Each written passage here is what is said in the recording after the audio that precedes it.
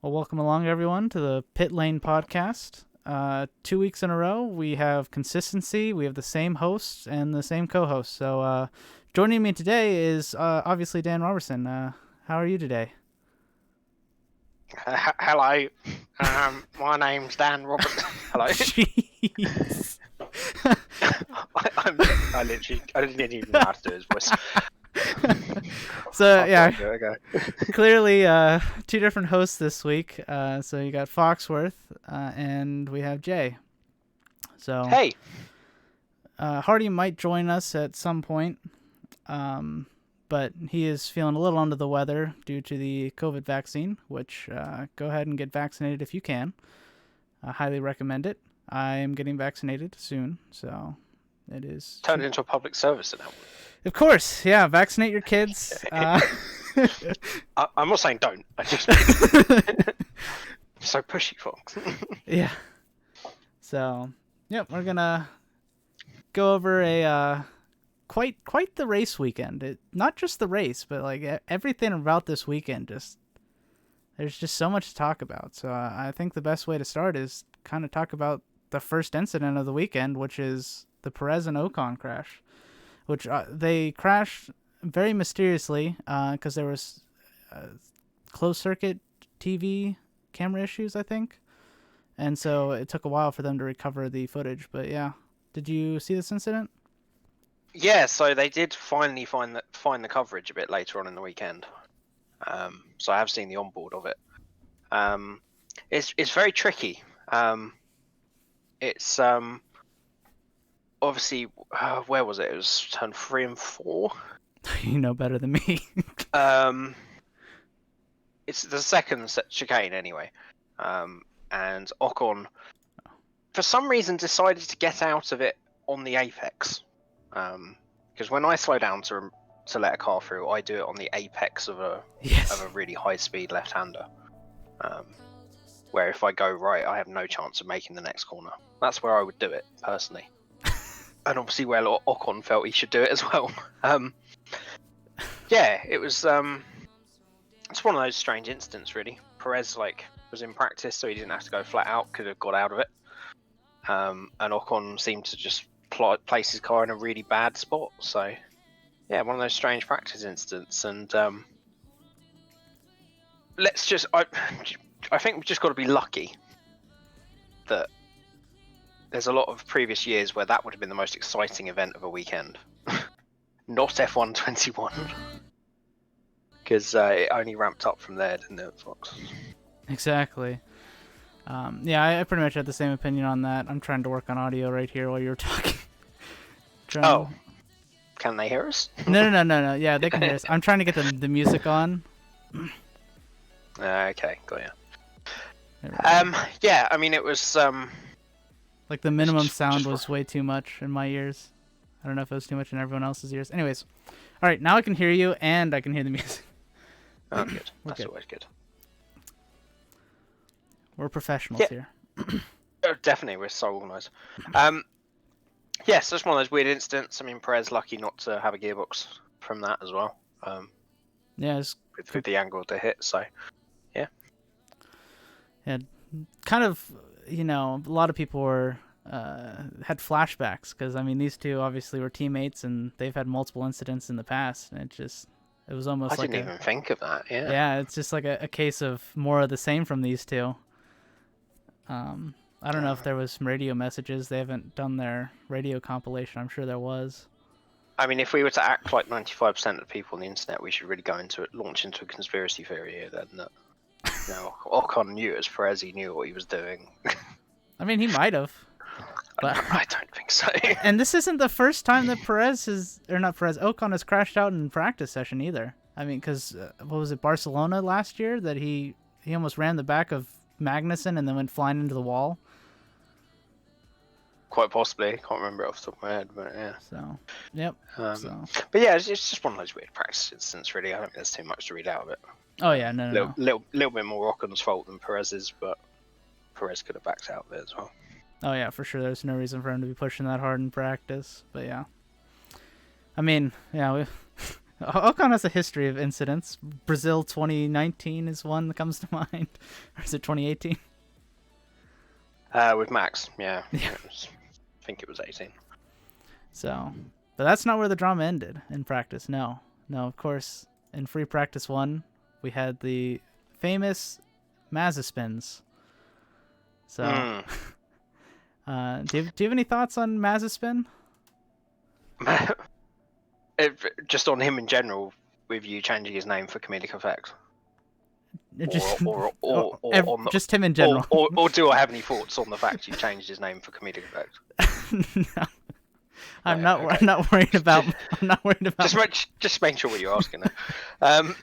I mean, he's a character, isn't he? I mean, we all know he shouldn't be in that car. Absolutely. Not based on driving ability, because that's out. That's not. The jury was out at the beginning of the season on that, and you know he'll get a full season to find out, maybe. And he can improve. It's not unusual for rookies to make mistakes. Obviously, for other reasons, he shouldn't be in that car and shouldn't be in a sporting environment. But it's difficult, you know. I think if Mick was absolutely, you know, if he was outperforming that car massively and wasn't making mistakes, and you know, it just looked like that, then I think, you know, you'd put a bit more blame on Mazepin. I think the fact that Mick is struggling so much in that car as well, in terms of spins and losing the rear end, it is an incredibly difficult car. Oh, for sure. That being said, I mean, the tally's got to be what, like 2 for Mick and 15 for Mazepin already. Yeah. So it is quite imbalanced, but it clearly is a very difficult car to drive. And will not condone anything that he's done, but it's got to be difficult for him now with all the sort of media attention and the Twitter storm and everything that went with it to concentrate on your job.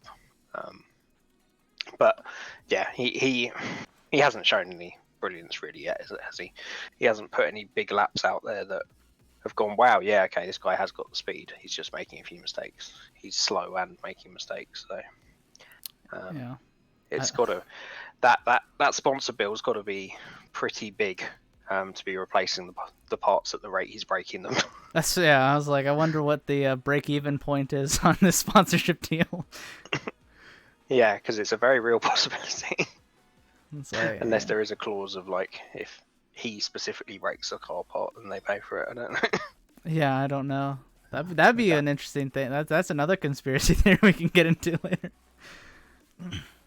Contract and the parts agreements. are, and actually Mazepin's sponsors or family own part of Dallara, who are making the parts. They're making a profit on it.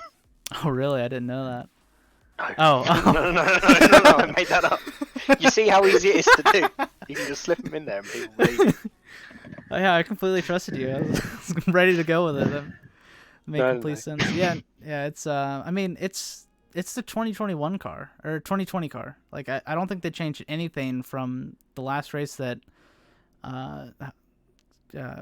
Magnussen and I guess they had to change stuff for regulations, right? There was slight changes.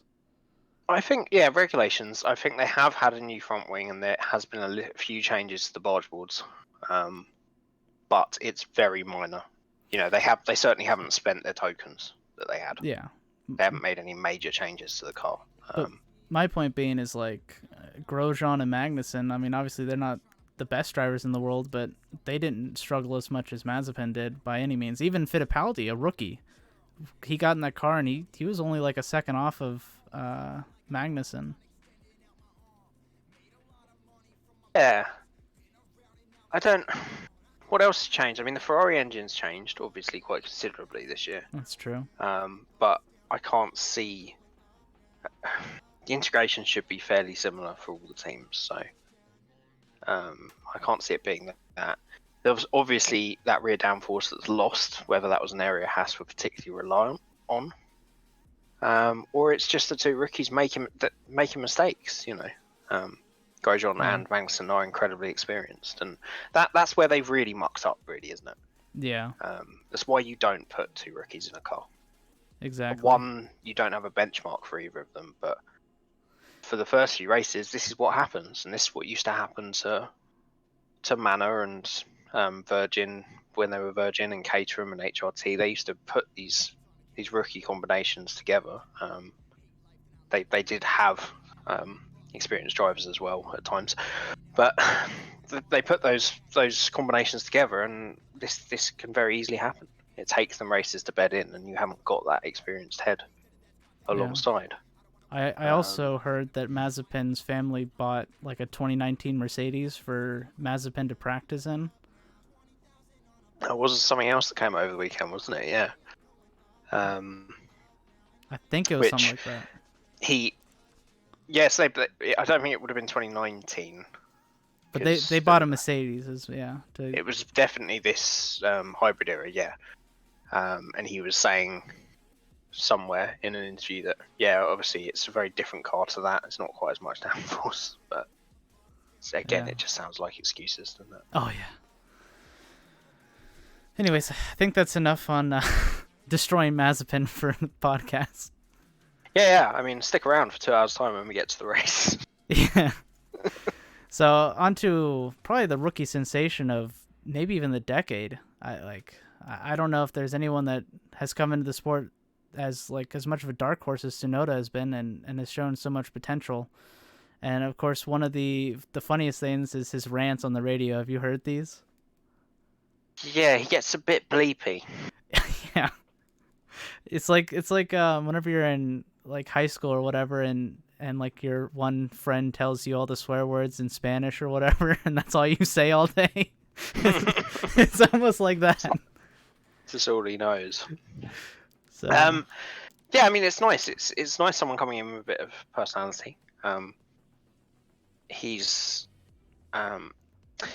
Japanese drivers in the past as well. They always tend to be quite carefree, just by their nature, and that obviously expressing that side of himself has helped with that.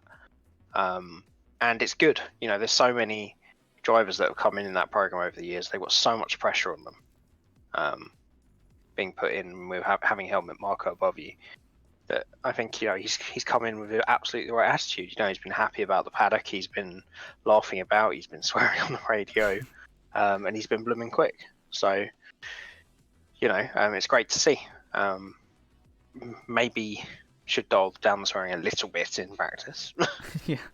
Because it was completely over the top. But I'm interested in your dark horse comment, because he's, in my opinion, or me saying him, he's not. I mean, he's come through the ranks very quickly, but he did really, really well in F2 last year. Oh, yeah, and completely deserves, I think, and was always likely to be very quick and succeed. I'm not very surprised, to be honest, especially with the people that have come out of that category in recent years. Yeah. What I meant by dark horse wasn't like he was not expected to do well, but it was just like...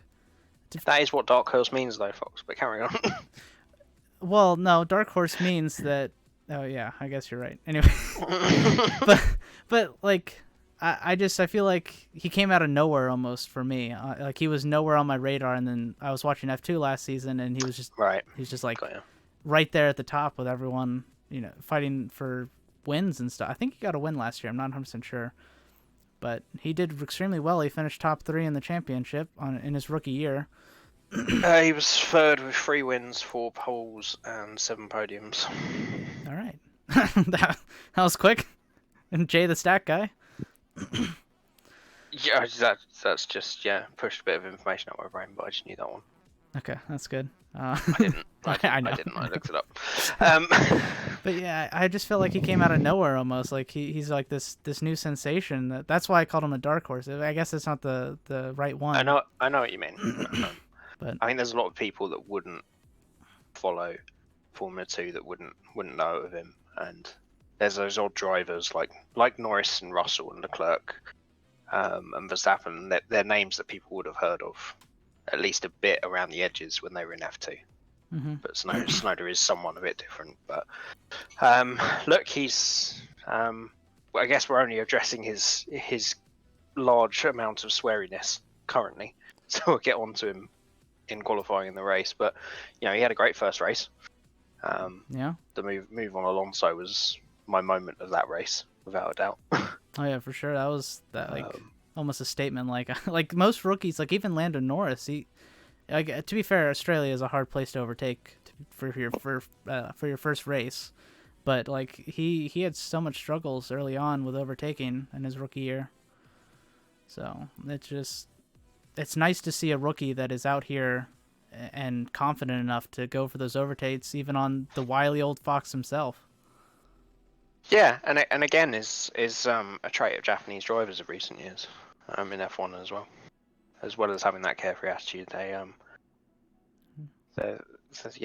are generally very good and brave with their overtaking. So good to see again. Yeah, I think Taku from IndyCar and also Formula One, he has a good saying of no attack, no chance. And so I feel like that's what a lot of Japanese drivers kind of have their mentality of. If they're not pushing, they're not going to have a chance. So. Absolutely. And you've got to be confident, and it shows the rest of the grid, doesn't it? And because every driver would have seen that move by now. And to know, someone's just had the confidence to come in on his opening weekend and do that to Fernando Alonso. This guy's going to go for it, and he's going to go for a move on you if you're next to him on track. It's as much about showing the rest of the grid that confidence as it is, the guys in his team. Exactly.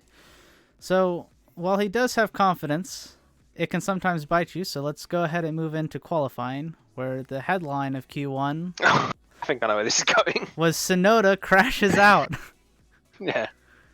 So this I was doing some exercise biking in the morning, just watching Q1 and Q2, and I almost fell off my bike whenever I saw this. I was so depressed. So, it's a shame, no doubt.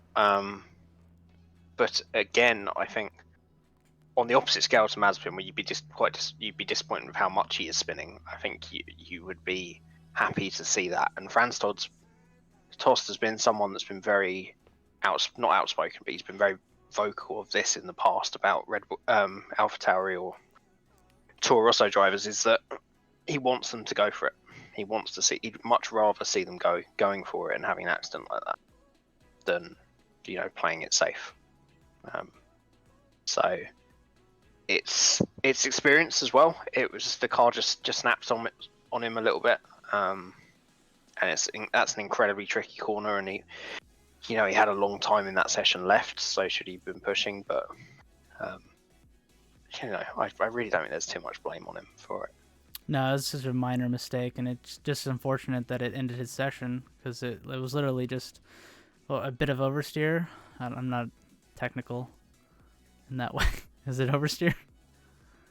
Yeah, so he went into the corner, oversteered, then overcorrected, and the back end just rotated on the correction, because the car is so unsettled by the amount of curb you take on that first part of that chicane. Mm-hmm. You're going incredibly slow speed, which F1 cars don't like automatically. Hits the curb, unsettles the car, oversteer, and then the correction, the car's not settled enough to correct, and it just goes the opposite way. And unfortunately for him, he was half a meter from the barrier when he was having the accident, so he was always going to hit it. So yeah, it's what it is. Bit disappointing, but a learning process. Exactly, and of course, Crofty said that Alonso crashed there his rookie year, so he's gonna have 2 world championships apparently, according to Crofty. That's exactly how that works. Yeah, yeah, he's guaranteed now. So that was a bit optimistic from Crofty, but I like the enthusiasm. I have a lot of hope for this kid. So I say kid, he's only like 4 years younger than me. But it's going to be interesting. He's got the best benchmark he could have in that car right now. What, Gasly?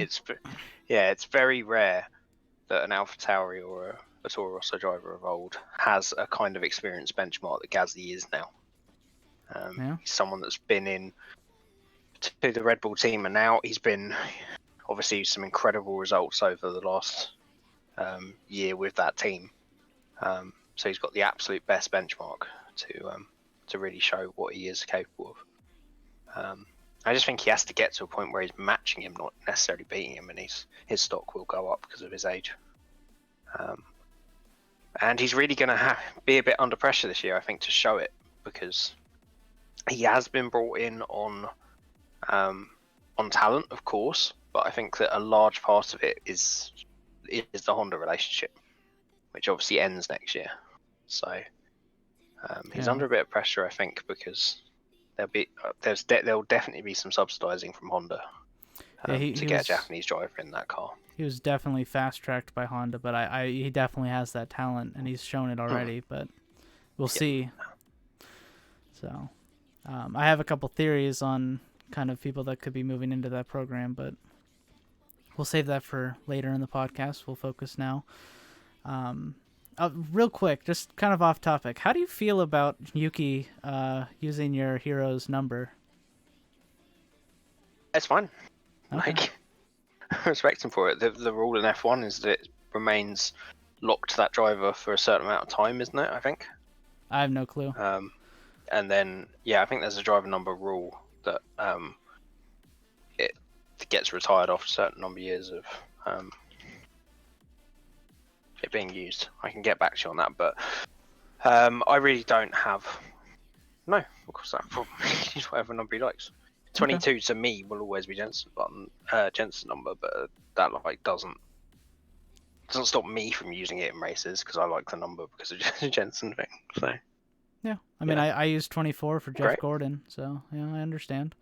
I was just curious. I was just curious about that. I mean, I wonder if they're going to retire. This is completely off topic. If they're going to retire like Hamilton's number at the end of his career, like I wonder if they're going to move to those sort of like legendary numbers and make sure no one can use those. It would be quite a good system, but I'm not sure they can do that with 99 available. Yeah. Depends how often they did it, I guess. I mean, how often are there going to be 7-time world champions?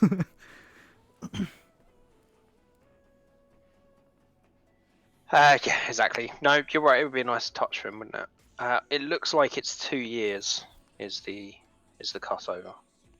So you get 2 years where the number's held, and then it's then available for issue again. So Button had 2 years of not using it, and then last year it was not issued. No one took it, and then this year Tsunoda's taken it. So if Jensen came back for like a reserve driver role in a race, he couldn't use it? No. Interesting. But if he did within 2 seasons, then it's his number again. Gotcha.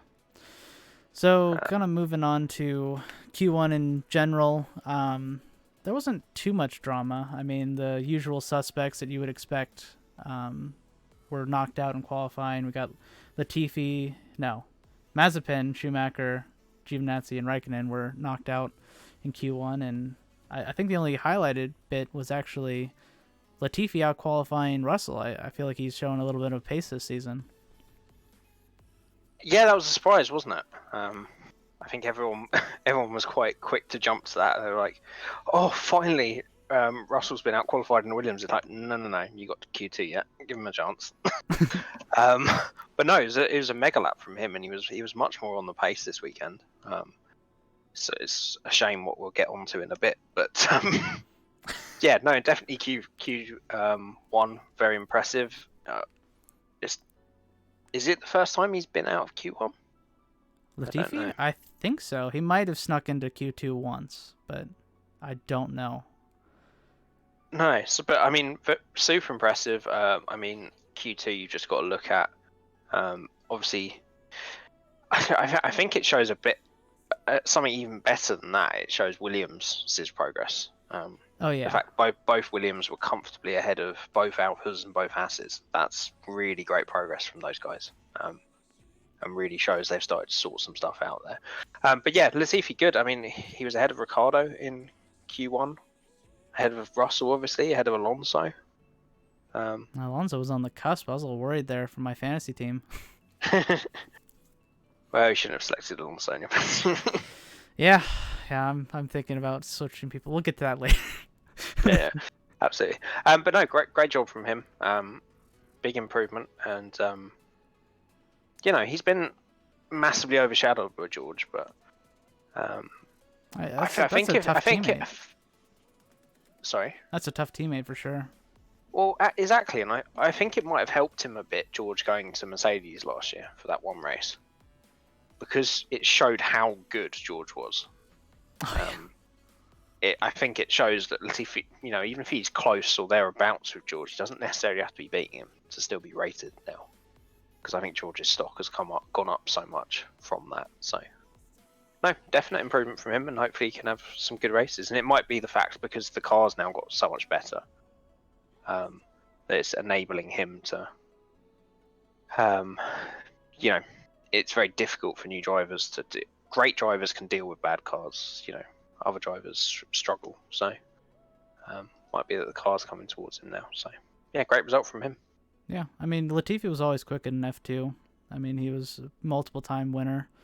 So I definitely think he has the talent to be there. Obviously, he does have the daddy dollars, as a couple of drivers do on the grid. But I think he does have the talent to be there. Obviously, there's more talented drivers that don't have daddy dollars. But I've always been quite outspoken on paid drivers, because Ayrton Senna's one of the biggest paid drivers of all time. Oh yeah. He was only on that grid because of money. Yeah. And he's one of the best drivers of all time. Yep. I really don't think everybody needs money to get there now. And I don't think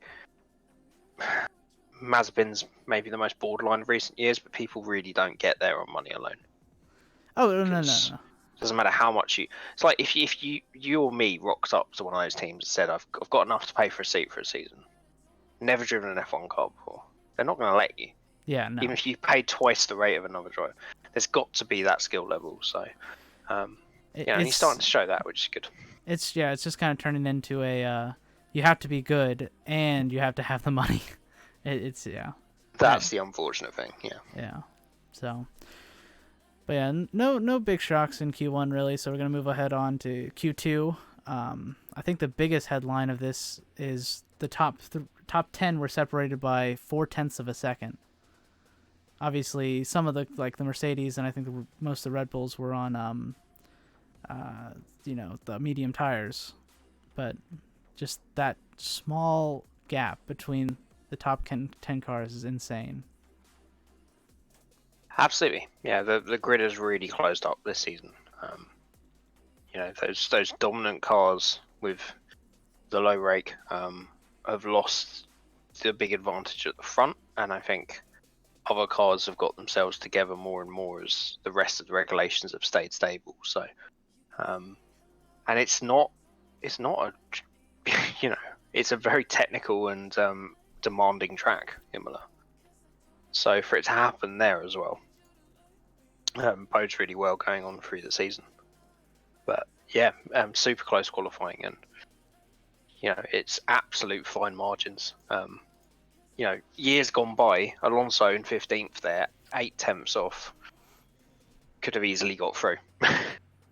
As it was, he was absolutely last of the Q2 runners and did exactly the same time as Latifi. It's getting really close, and the midfield was super close last year, but the gap between the front and the midfield is getting even closer, which is just great for us, because it means, on those races where stuff happens to the front guys, they actually have the pace to capitalize on it as well. Yeah, it used to be in the past where it was like a puncture happened and you're first or third, and then you come out fourth or something. It was like there's so much of a gap. Exactly, you're already a lap ahead of the rest of the field, so you can essentially get out of your car and walk the last lap, and you'd still be there. Yeah. It's great to see, and it makes qualifying super exciting again. Especially when you got the front. I mean, let's just look at that Q2 result: Perez and Norris.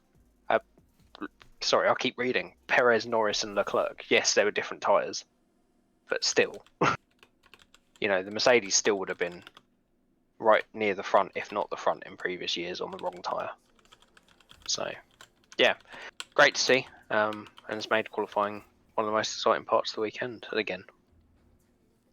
Interesting. Before you move on from this, I'll ask you a question. Do you think what a lot of people were saying, this weekend especially with qualifying as this is, do we need that to trial those sprint races? Absolutely. I mean, obviously, like there is a lot of like I feel like the season's gonna be great no matter what, but this is the last season before new regulations take place. So if we're going to test something, it's going to be in the end of an era, not the beginning. So I definitely think this is the year to trial it. I feel like last year was the perfect year to trial it. I don't know why they didn't do it. Oh, I know why they didn't do it because Ferrari doesn't want to do anything, or was it Mercedes?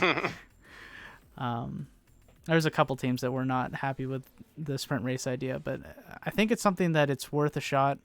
I mean, Monza last year just goes to show what it's like if cars get ahead that aren't usually ahead. I mean, Mercedes doesn't design their car to run in dirty air, so it's going to be a big hamper on them. I feel like the Red Bulls are going to have a better chance going through the field.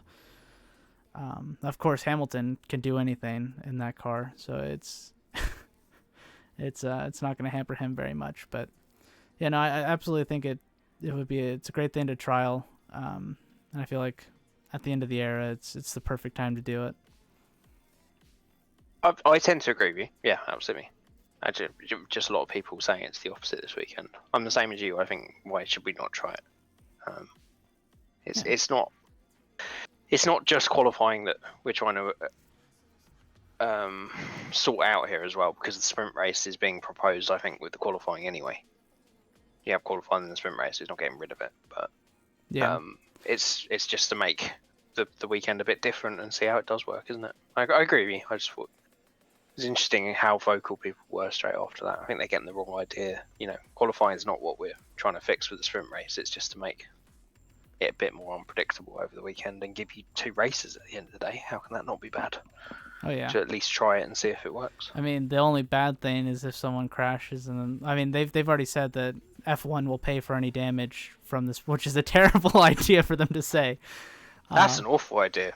We're just gonna get cars completely written off. But yeah, no, like that they said that they would pay for the damages because it's something that wasn't agreed in the rules to begin with, and like obviously if someone crashes out, that could be a lot of money if F1's the one that wants to try to trial these and not the teams particularly.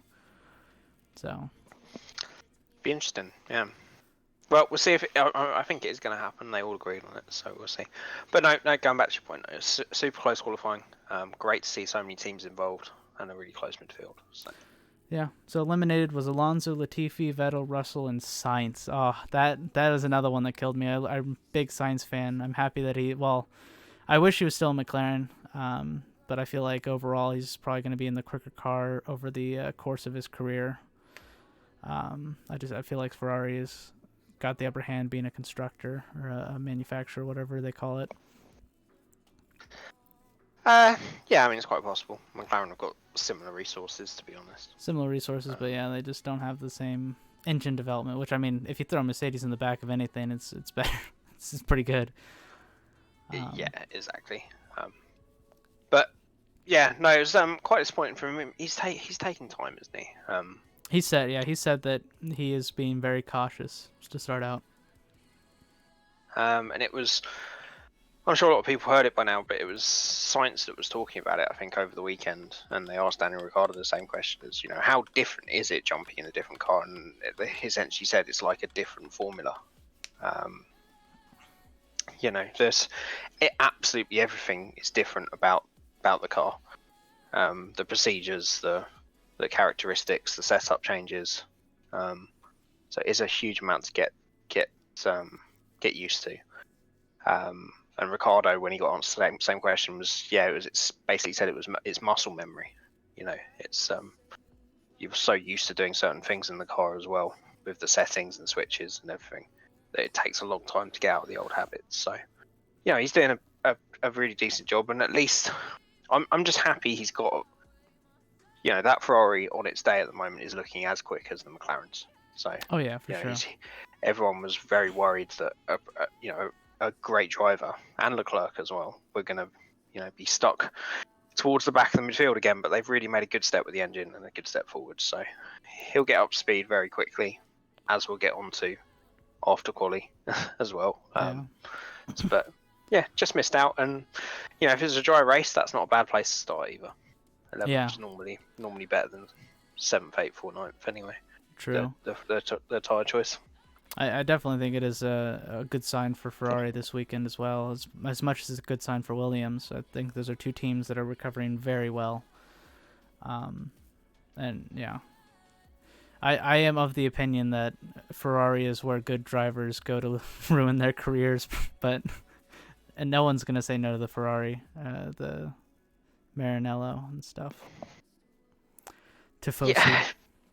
Yeah, I think there's a lot of that over the past. I think that's because of the arrogance of Ferrari, but they've really shown a shift the last 4 or 5 years in hiring drivers that they would never have hired years ago, and taking those risks and being less of a blame culture. I think they're starting to realise what damage they've done over, and for a team like that not to have a championship for as long as they've had to make changes. So it's a really exciting team. They're two great drivers, I think.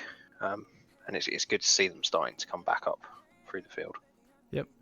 And I feel like this is probably good for Sainz that it's like he's not jumping into a race-winning car immediately, so like it's not like him taking it easy is gonna show bad on him, because it's not like he's fighting for wins anyways. Half of the way that you get good results in the midfield is just to take it easy. Yeah, absolutely. And it's learning about the car, learning about the tyres, the strategy, the relationship with the mechanic. It's all these things that you get used to. And if you're still in a position where you're bringing home points at the end of that, then you're doing something right. So he's not lost talent overnight. He's just he's getting used to it. Exactly. So moving on finally to Q3 after 40 minutes of the podcast. I can see why Rachel, but when we used to do our other podcast, I can see why Rachel used to get annoyed that we started this way around. Yeah, because it does seem the wrong way. It's the logical way to do it, but you feel like you should get into it. But we've started, so we shall finish. Yeah. You had to bring up that image, didn't you? Yep. So I definitely want to talk about a couple winners and a couple losers of Q3. I want to start obviously with that Lando lap. That was an amazing lap.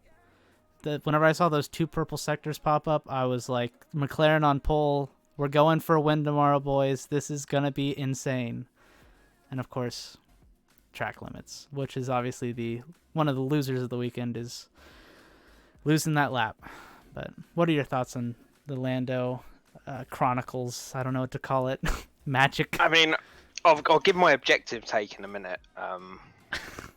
Up front, I've finally, the last couple of years, found a driver to replace Button in terms of someone that I support completely. And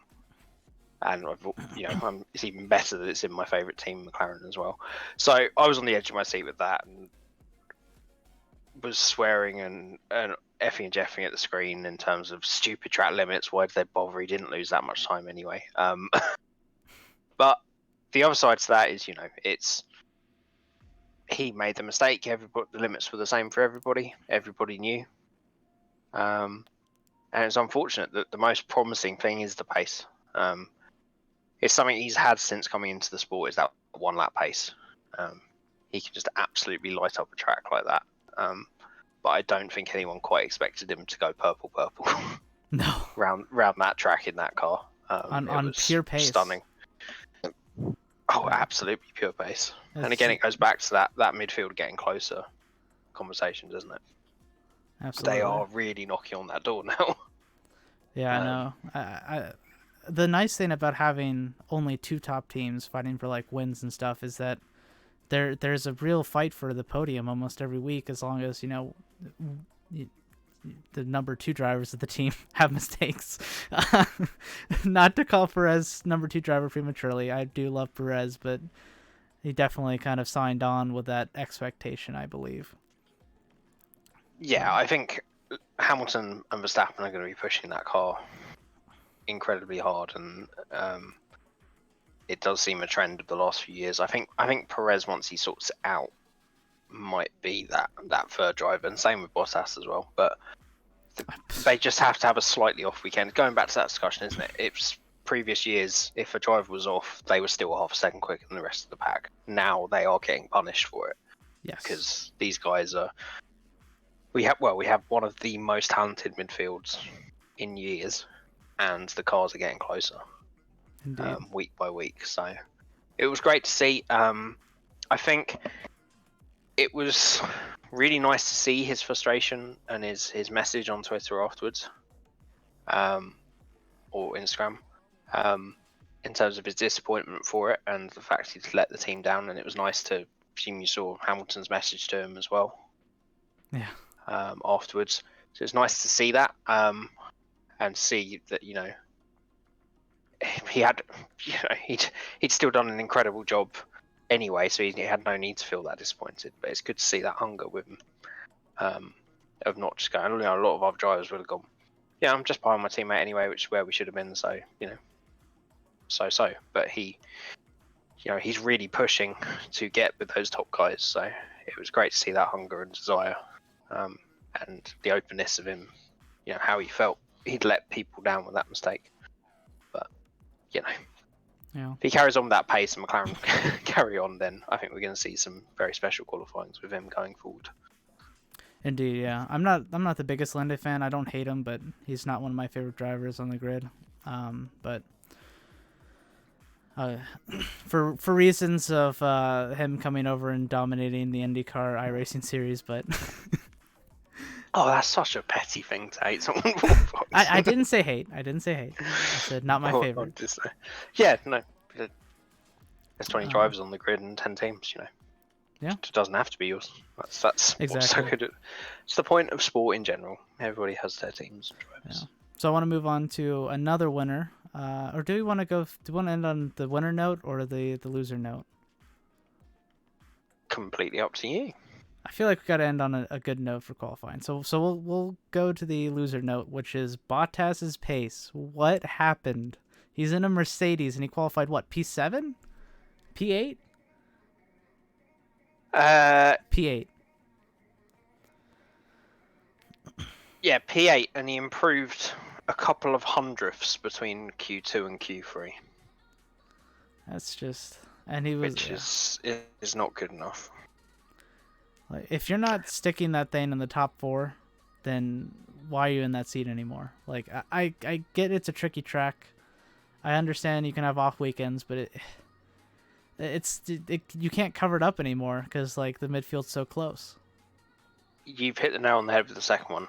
We're going to sound like a broken record with this, but because the midfield are now close, you are going to get punished if you're not performing. And I'm sure if you go back over the last 4 or 5 years, there have been probably 10, 15 races where Bottas has been that far off Hamilton. But he's never quite been punished like this. You're not dropping to second or third or fourth. You're dropping almost to the back end of the top 10 now. Because you've got the likes of, obviously Sergio's obviously you'll get to with that incredible lap. You've got the likes of Leclerc, Gasly, Ricardo, Norris that will punish you. And yeah, I don't know what happened. It's weird, isn't it? He came out fighting so much this year in terms of I've done all these things in my life, I've made all these sacrifices and changes, and beating myself up a mountain or whatever he was doing. And he's been nowhere so far, and that qualifying kind of summed it up, didn't it? Yeah, he even showed off his butt to the Netflix cameras in the off season. It didn't help. No, not even a butt flash is good enough. Yeah, I love. Yeah, it's disappointing. Are you Brits like anti-nudity? Like, I feel like a lot of the British commentators were like kind of shocked about that scene. No, not at all. Okay, yeah, there's a couple of people that are like freaked out about it. Like, not that I want to be nude in like a sauna with a bunch of men, but like at the same time, it's not like the end of the world or something. No, I think there was a jokey element to some of those guys that said it, and a different era. Yeah. That's par for the course with Netflix to show that kind of thing. It's not something that Sky or the ITV or BBC coverage back in the day would have shown. No. I think that's the kind of shock at it, but I think it's all tongue in cheek still. Yeah. So we'll end on a good note for qualifying, which is Perez's that lap. He all qualified Verstappen. I mean, he came in as a known bad qualifier. Is kind of what his rap was, and like he was always the race pace guy. He was always the tire guy, and he just put in that lap for the front row, and he even came back and he was angry at it. He thought he could have gotten pole. So I think that is a good step for Perez and a good step for Red Bull that, finally have a driver that can out-qualify Verstappen. It's what they want. Yeah, absolutely. It was, I think everyone was glued to Max's body language at the end of that qualifying session to see how he'd react, because it's obviously been such a long time since it's happened. 2018 Abu Dhabi. There you go. See, now you're ready with the quickfire stats. That was it. That was one of my viewers the other day. Okay, it's already in your head. Look, great lap from him, and he made a mistake. Max made a mistake, and Lewis did. So, I think they all struggled. Well, no, Hamilton put in a perfect lap, but then his second run he didn't get right. Mm-hmm. Max made a very obvious mistake that has got to have been a couple of attempts at least. But that being said, Perez made a mistake. That's way closer than Albon ever got, and obviously outqualified Max, which Albon never did, or Gasly, I don't think. Yeah. So it might have been great. like a penalty weekend where Verstappen didn't go out or whatever, but yeah. They don't count, do they? Yeah, not on pace. So yeah, it's good to see. I think most people expected him to be like this. I did not expect qualifying, but yeah, especially the second race. I wouldn't say it's been a weak point of him. I think the race is such a strength that outshines it, but he's never been slow in qualifying. Oh no, I don't think there's many drivers that last long that are slow in qualifying. No, but no, it's great to see. Definitely. And set up that mouth-watering process for Sunday. In terms of having that role reversal that's talked about so much. Two Red Bulls against a Mercedes. What would they do? Sergio on soft tyres. That was what would happen? And then yeah, what would happen? It's a good thing that there wasn't rain. Oh wait. So oof. That's a spoiler. I did not hide that picture. So anyways, you didn't see that final picture for this section. I don't think anyone is watching this as there's 3 viewers. Oh no, I didn't mean that. I don't think anyone's watching this to find out the results of the race. Oh, gotcha. Yeah. No, I didn't mean it. Yeah. I don't think anyone's watching. I'm very appreciative if people are watching as well, but that's not what I meant. I meant more, if you're watching your Pitlane podcast to find out the result of an F1 race, I think you're doing it wrong. Yeah, that is a good point. So yeah, I missed this. You missed the Alonso crash? I either tuned in too late or went to loo or something. I heard them talking about it, but I haven't seen it. Yeah, I think it was. I don't remember what turn it was. I'm terrible at turn names. But I think it was like one of the final turns, and he just went off into the gravel trap, and just slowly slid into the wall and just broke the front wing. So it was very uncharacteristic. Everyone was joking about Mazepin, and then suddenly Alonso's in the wall, and they're like, "What?" Yeah, I mean, I obviously didn't see it. I don't know what happened, but the only thing I can base it off is a comment I saw from Daniel Ricardo after the race that they said what were the toughest parts of that race, and number one, he said, was the outlap. Because there was way more water than the race start on the outlap, and they were on inters when they should have really been on wets. So, it's interesting that it was him that it called out. Yeah. Not what you'd expect from a 2-time world champion. No, absolutely. Maybe just pushing a bit too hard to see what grip was out there. But Perhaps, yeah, that's a good point. Um, that's definitely something that Alonso would do. Um, always trying to get that little edge. But yeah, no. At the end of the day, they just went in and I think they changed the tires because they were just full of dirt in the front wing, and he was right back out there and on the grid. Nothing, no big drama. It wasn't suspension damage or anything, but it was just a interesting point. And of course, the other pre-race drama was the Aston Martin brake failure. Did you see I this? definitely saw this. Yeah, those cake tins be burnt. Yeah. So that is this the second weekend in a row that they had brake issues? I know they had issues last weekend with something, but I don't know if it was brakes.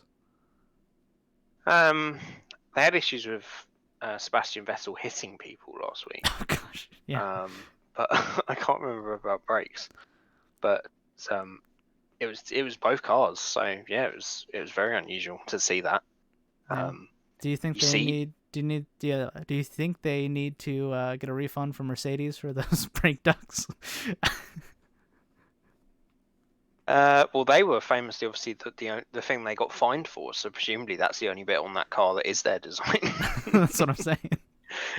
They've had to change them. So I don't know. It's very strange. Obviously, the thing you've got to factor in there is not brakes, is the energy recovery system that goes through those wheels. Mm. I think it's much more likely there was an issue because they had syncing issues and gearbox issues later in the race. So there was definitely a technical gremlin in the powertrain somewhere.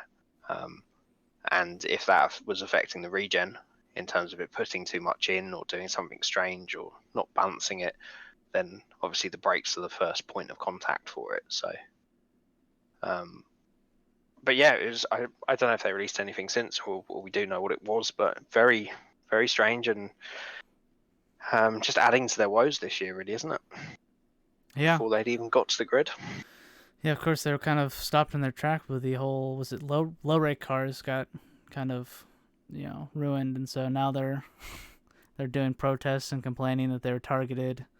But I mean, whenever you copy the big dogs that the FIA is gonna try to reel back in, that kind of is something that you could see coming, I would think. But maybe they didn't. It serves you right, really, doesn't it? I'm afraid. I mean, I I was don't all think. for the pink Mercedes last season. That was some exciting races and stuff they brought in, but I'm definitely not a huge fan of copying cars. Do you know what? I'm indifferent, but at the same time, you can't then get wound up because you've copied a car that's tried to be nerfed. Yeah, Like at the end of the day, that's a risky run of not going your own design path. yeah, Because of exactly what's happened. You're copying a part without knowing how it works, essentially. yeah. It worked last year, not so much this year.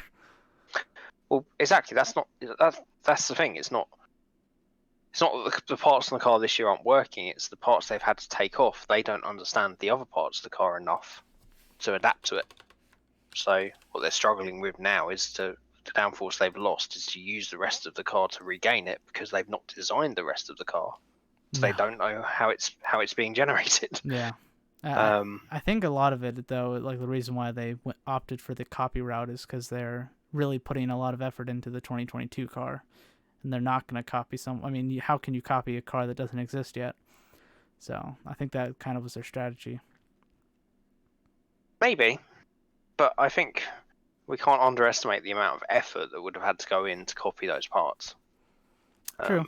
It's very much every single part on the car had to be remade, and the CAD time alone, or like the design process to get those parts matching. I don't think that would have done them any favors from that point. But yeah, anyway, it was a nice bit of drama before the race. Yeah. There was rain, Alonso in the wall, and lots of fiery breaks. So I Yeah. think we knew we were in for something special. Exactly. And then obviously the formation lap happened, and then Leclerc went off.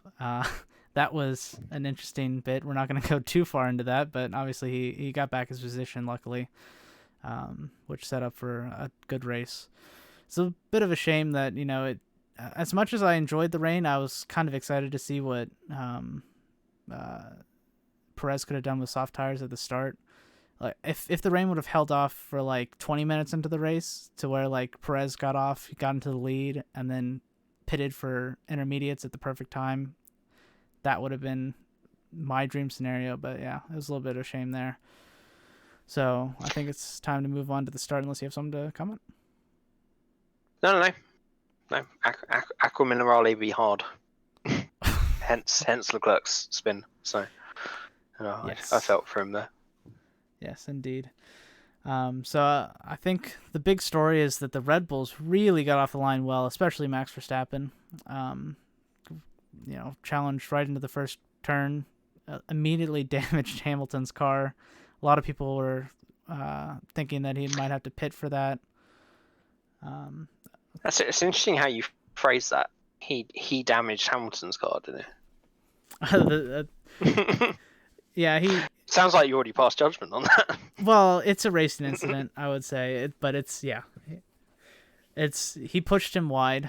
If Verstappen wasn't there, then I don't think Hamilton would have gone that wide, obviously. But yeah, Hamilton should have backed out of that move. Because Verstappen is not going to give you any room. Yeah, so a lot of work obviously been done into those Red Bulls over the last year to get those starts right, because they really struggled last year, especially in the wet. So great to see him get off the line, and yeah, absolutely racing instant. Hamilton could have backed out at the same time. I think he had every right to stick there and see what he could do, but it was just one of those things. One of them was going to come out, and Lewis would have done the same in the other position. So. Oh, absolutely. Verstappen, interestingly, got getting off the line in second, which is why he got the start he did. They later revealed, so when they looked back at the onboard. Oh yeah. So, yeah. It's great choice from him, and got off the line really well. Very sly. And yeah, off he went. There was obviously a bit of damage hanging off Hamilton, but I just love it. Second race, those two into turn one, contact. It's definitely turning out to be a season. I think like it's gonna be one of those seasons that people talk about. I hope, if these first two races are anything to go by. I genuinely thought last year was going to be difficult to beat, as I enjoyed it so much last year. But the midfield looks just as great, and we have this title battle that really does look this close. So, yeah, straight into turn one, racing instant, I'd agree, and Verstappen on his way. Yeah, Leclerc gets past Perez, which was disappointing. I really, whenever I saw that Hamilton damage, I was like, oh, Red Bull 1-2, they're gonna stretch away from the field, and it's gonna be a dominant win, and Mercedes are gonna start falling down the standings. But that, of course, did not. think. Yeah, I think it's the confidence thing again, isn't it? I think when you saw the helicopter shot of that start, Perez, was judging his braking based on the car behind. He couldn't see anything either. Well, no, but you can see he brakes super early. Obviously, yeah, he can't see anything, of course, and he needs to see where it is. But as soon as Leclerc gets close to him, he then lets off the brakes and goes a bit. He was just concentrating on keeping that third position. And again, it's a confidence thing, isn't it? Once he's used to the car again, he hadn't driven it in the wet really. Once he's used to the car again, but that really didn't help him that start. And Leclerc, is absolutely dialed in that Ferrari over the last years at the starts. So making up a place there, great move. Absolutely. I mean, it just goes to show that Ferrari is not too far off on pace. I mean, they still got a way to go, but they're really recovering. Yeah, definitely. I think it's the engine. I think we'll see more when we go to the tracks that have got the really long straights. We saw a bit at Bahrain, but they've definitely found some time back with the engine now. Indeed.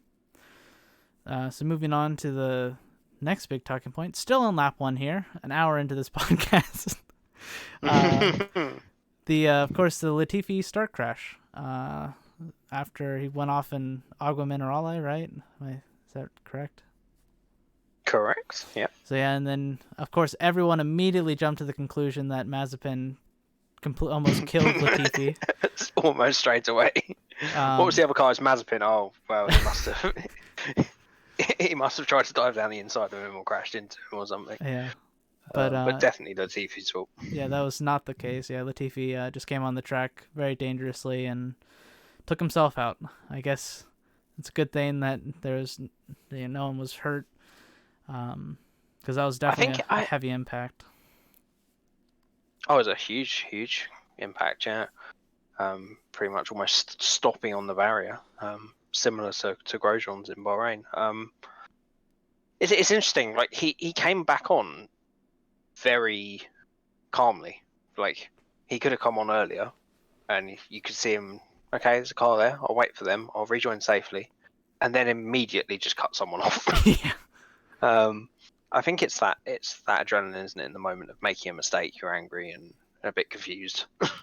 Especially on a day where you're like, we could get points, and you just immediately make that mistake. Absolutely, but yeah, humongous crash, and what would start to be a very expensive bill for Williams today. Today. Exactly, and then obviously the next big thing was Mick Schumacher under safety car made a rookie mistake. He was warming the tires and he just weaved a little bit too quickly, lost the rear, I guess, and went spinning into the pit exit wall. Yeah, very rookie error. Far too aggressive in his warming up of tires. Just dropped it, and there you go. And a mistake you would expect of rookies. To be fair, first time again in driving the car in the wet, so there's a lot of things not going to be used to.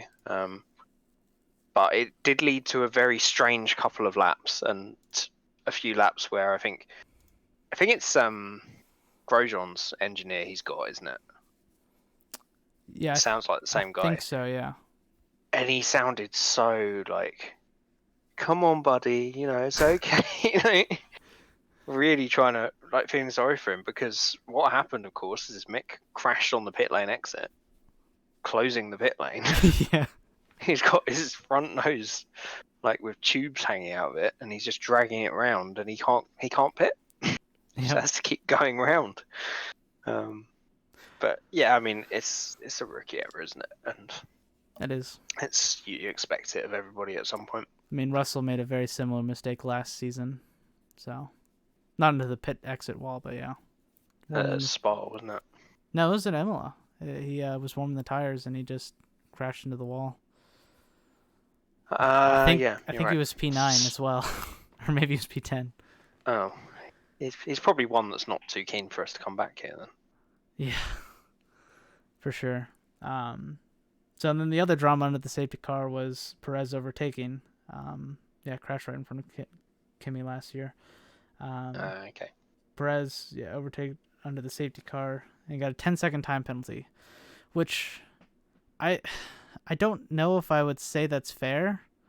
Like, I don't know if everyone was why Red Bull didn't have him give up the positions. Seems like something they should know. But I mean, Ricardo almost came to a full stop to let him back by. So I feel like that's a miscommunication somewhere. This is one of the oldest issues in Formula One, especially of the last 20 years, is safety car incidents and rejoins. There were about 5 or 6 different incidents during this race. Most famously happened with Lewis Hamilton at I think Australia in 2008 or 2007. Is this the Liegate one?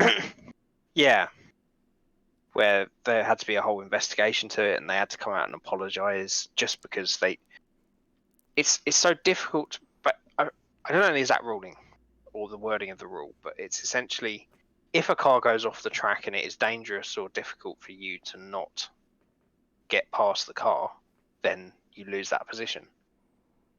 But there's no ruling on that. There should be a situation where they go, stewards, can you just watch what happened? Where should that car be? Yeah. It's something that definitely shouldn't be down to the teams knowing that, because it's not really like a set in stone rule. No, exactly. And if that kind of thing happens, they should immediately see it, go, okay, he shouldn't have done that. So can he just go back to 7th before the restart, rather than whacking these penalties on people? Yeah, I It's think very unfortunate. I think the same thing happened to Kimi on the red flag restart. I think, yeah.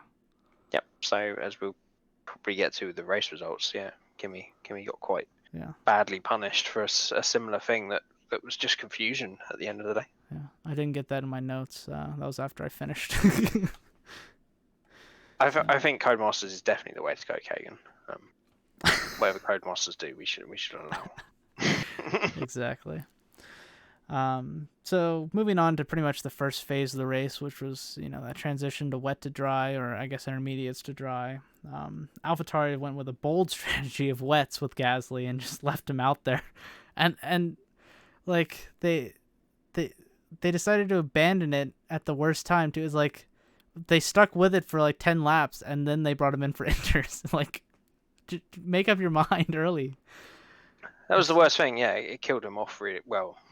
It didn't ultimately, but you saw from, for instance, Ocon that got rid of them earlier, very quickly caught up to Gasly later in that stint. They did sort of leave him out to dry. I think they were just praying for more rain, really, weren't they? Yeah. Or just enough rain in one part of the circuit for them to suddenly start working. I think someone said that it was like if we put on inters, we'll get a top 5, but if we put on wets, we might win, sort of scenario. And that's very possible. Those gambles look incredibly stupid when they don't work out, but exactly. they can become a thing of legend if they work out, as history will show. So, yeah, they gave it a go. Winklehawk, right? Yeah, we all remember Winklehawk. I mean, he didn't even get to the flag, but we all remember that race. Exactly. But yeah, these things can happen. So they gave it a go. I was quite impressed that he, had the pace he did to begin with, but he very quickly started creating a Gasly train behind him. Indeed, yeah. And I guess the next big story was that Norris Ricardo swap. That was something that I understand why they did it, but I'm surprised Ricardo was so complacent in it. I guess you don't want to be a bad teammate so early on, but I just never thought I would see somebody be that much quicker than Ricardo in a car. Yeah, I mean, this goes in line with what we were talking about with science, about getting used to a car, but make no mistake, Daniel Ricciardo will remember that, and I think that will light a little spark. It's not been the bromance everyone was expecting between those two so far, is it?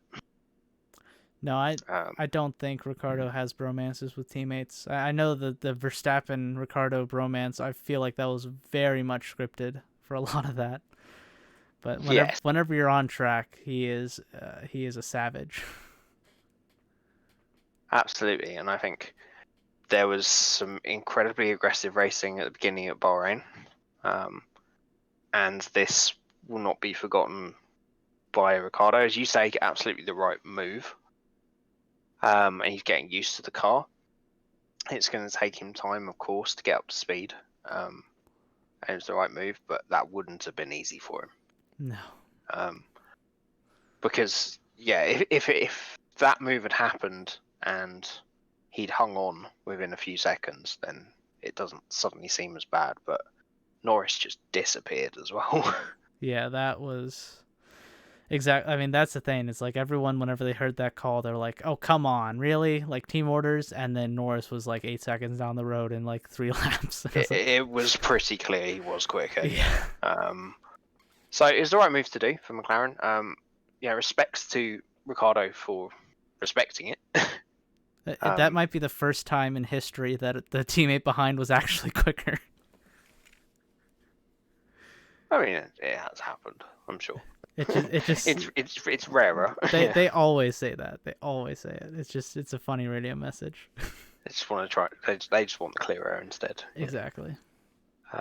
But yeah, it's gonna be a fascinating battle between those two, and actually I think a McLaren battle that might live up to the drama that Netflix tried to create with the McLaren battle last year. Yeah. We But should no, probably it's we should probably do a Drive to Survive review podcast at some point. I feel like we all yeah, have no, thoughts on that. absolutely. But let's get this one set up and established first. Exactly. Yeah. First. We start adding 100 more. But yeah, no, it was the right thing to do, and I think Ricardo knows where he is at the moment. You know, he knows he doesn't quite have the pace because he's not used to the car, but it still wouldn't have been easy. Yep. And yeah, make no mistake, if he was more on the pace, there's no way he's doing that later in the season. Oh yeah, no. I'm honestly shocked that he, just didn't have the pace. It really sucks. I like Ricardo a lot, and I know that he's gonna be on pace eventually, but it's just to see that deficit already is kind of sad. But I know he'll be back on pace for sure. Yep, he hasn't lost speed. No. He's just got someone that's incredibly used to the car. Exactly. And the team and the environment and the procedures. So Yep. Let's see how he gets on. Indeed. And so next came that transition period that makes these races so interesting. You got to make that right call. I mean, Max was asking for dries probably about 5 laps before the first person switched, and they kept on saying we don't want to be the first person on dries. We had a similar conversation when 9-hour Imola race. It's like you don't want to be the first team to switch on to dries and then go flying off the road and just not work out for you. If you're in a good position, I think is always the rule there. If your race is going well, you're not the first person. But if you've got something to gain, and lo and behold, who was the first person that wandered into the pits? Sebastian Vettel in like 16th. Yep. But yeah, I mean that's it's an incredibly tricky track, as we found out once they did go onto them. But there's one line, they're high speed corners. There's a lot of tree cover around Imola. It doesn't dry out quickly. So it's going to be a gamble, whoever it was, and for Vettel it really didn't work straight away. No. And gave everybody a bit of time. I think Mick missed on a lot of the broadcasting. Mick went on to wets at almost the same time as well. Slicks. Slicks, yeah. But I can't remember who it was, but someone obviously then started lighting up the timing sheets. But yeah, it was a tricky transition, and was the big opportunity for, I think, who you're going to talk about next, which is Hamilton. Yeah. Who once again turned his into slicks. Yeah, and put in a hammer time lap and honestly looked like he was going to take the lead after this pit stop, but Mercedes dropped the ball. They don't have quick pit stops, and it's something that they become complacent in, I think, because it's not something that they really care about. It's like, if your car is 2 seconds a lap faster than everyone else, who cares if you have 2 seconds in the pit extra? Yeah, so I mean, then this was slow by their standards. Yes. It's not to say they're out there doing 4-second pit stops every week. That was definitely a mistake. But yeah, just to go back to the few laps leading up to it, I mean, that's where it was very interesting. And they brought up Turkey last year, where the same thing happened. That Mercedes, once it gets on those sort of semi-slick conditions and their intermediates are gone, I mean, it wasn't just his in lap; it was 4 or 5 laps before it. He was taking chunks out of Verstappen. Yep. And yeah, you're absolutely right. Mercedes lost him the lead of that race, which we'll get to shortly. What happened, but I'm pretty sure that wouldn't have happened if they'd got that stop right. So, Indeed. some words to be had there. A normally perfect team making a big mistake. And are we ready for the big event of the race? I think we've got one more before the big one. So yeah, Hamilton went off. This was I saw this live and I immediately thought it was Bottas. Like, just like that was a meme that we should have had is like the Bart Simpson one that goes Bottas no, and then what? A Mercedes off in the way, it must be Bottas. Yeah, I mean, Hamilton is such a master in the wet and the changing conditions. Like he never cracks anywhere, and he did. And maybe that's something that can be said about this upcoming championship fight. Maybe he's not prepared. I mean, he's prepared. He has championship under his belt, but maybe he's starting to question himself with his age and stuff, and Verstappen being right up there with this car. It could be something, starting to see the chinks in the armor. He's definitely under pressure. I don't think I'd go as far to say as a lot of people did. I think a lot of people were far too harsh on this incident. He knew that he'd lost the opportunity to do it in what was probably the only stop of the race. And he now had to make up time quickly. So he took a risk. He knew what he was doing. He tried to clear the car on the wet side of the track. A lot of people said George should have got out of the way. No, it's not. The other car's right to go past, and for you to hold your line. And he tried to gain time because obviously Max is waiting behind the traffic and doing it where it's clear, and he'd done it to a few cars the previous lap. There was one coming down out of turn 2 and 3 on the same lap where he'd blasted past a couple of cars, literally pulled out, sort of Button Canada style, onto the wet line on slicks and then darted back on, being super aggressive with it because he knew he had to make up that time. So he took a calculated risk in my head. I don't think it was pressure. I don't think it was, nerves or whatever it was. He took a risk. He thought, if I could get past this car here where Max has taken an extra half a second to get through with it, I've got half a second. But you put the car down the inside on the hairpin on the wet side of the track, you're running a risk. And that's what happened. Mm-hmm. A lot of people said, we're talking about the lockup as well. No, it's not the lockup. He literally was on wet track. He just couldn't stop. Yep. And then, what followed was an incredibly sad, 50 seconds of him trying to rabbit it out. Again, into something reverse. that you would think about Bottas, I guess Bottas probably would have been just stuck in the gravel, would be my guess. He probably wouldn't even try to get out. No, that would have been the end of his day, wouldn't it? Yeah. I think it was a risk too far, but I think he knew that he was taking a risk doing it, and we'll see. It was the wrong decision ultimately. Yeah. We'll see. Time will tell if there's chinks in the armor or not. I feel like if nothing else happens the rest of the season, then it's like this is just what you said. It's him trying to gain time, taking a calculated risk. But obviously, if little tiny mistakes start adding up, then it could possibly be him doubting himself.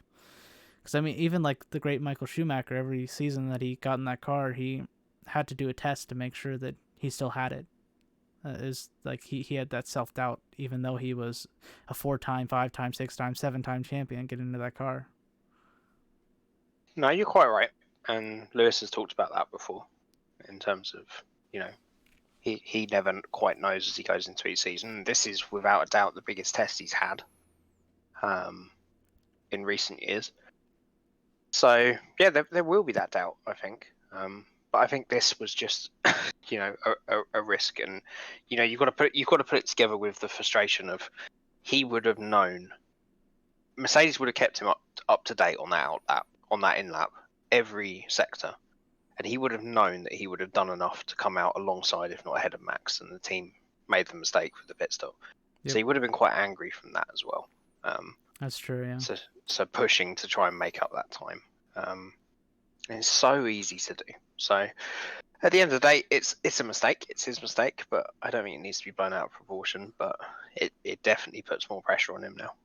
Exactly. Of course, it's only natural. But and Max will know that he made that mistake, pushing to catch him. So That's one on Verstappen's board of how Hamilton versus Verstappen. Exactly.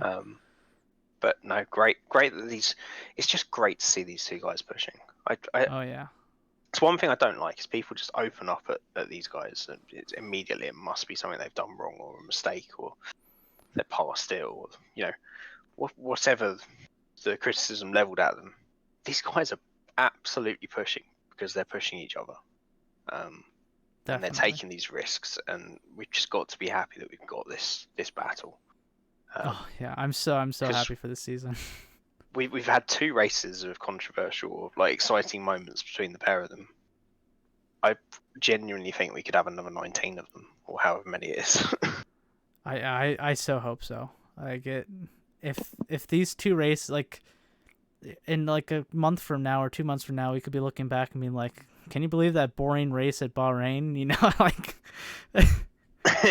Yeah, there's only one coming together between Hamilton and Verstappen, but yeah, no, definite mistake from him, and yeah, and this. But he would play his get out of jail free card. Yeah. Very shortly. This would have been the story of the race. Like this Hamilton cracks. Like that would be the headline if it had not been for literally like 50 seconds later, even like not even a lap. Russell and Bottas, massive crash. Like I honestly wasn't sure if they were both okay after that. That was insane. Another massive crash. I mean, you had the Latifi one earlier, and as you mentioned, a big bill for Williams this weekend. Oh, absolutely. Yeah, not what they needed after an incredibly promising weekend, but wow, this was airplane style crash. It really was.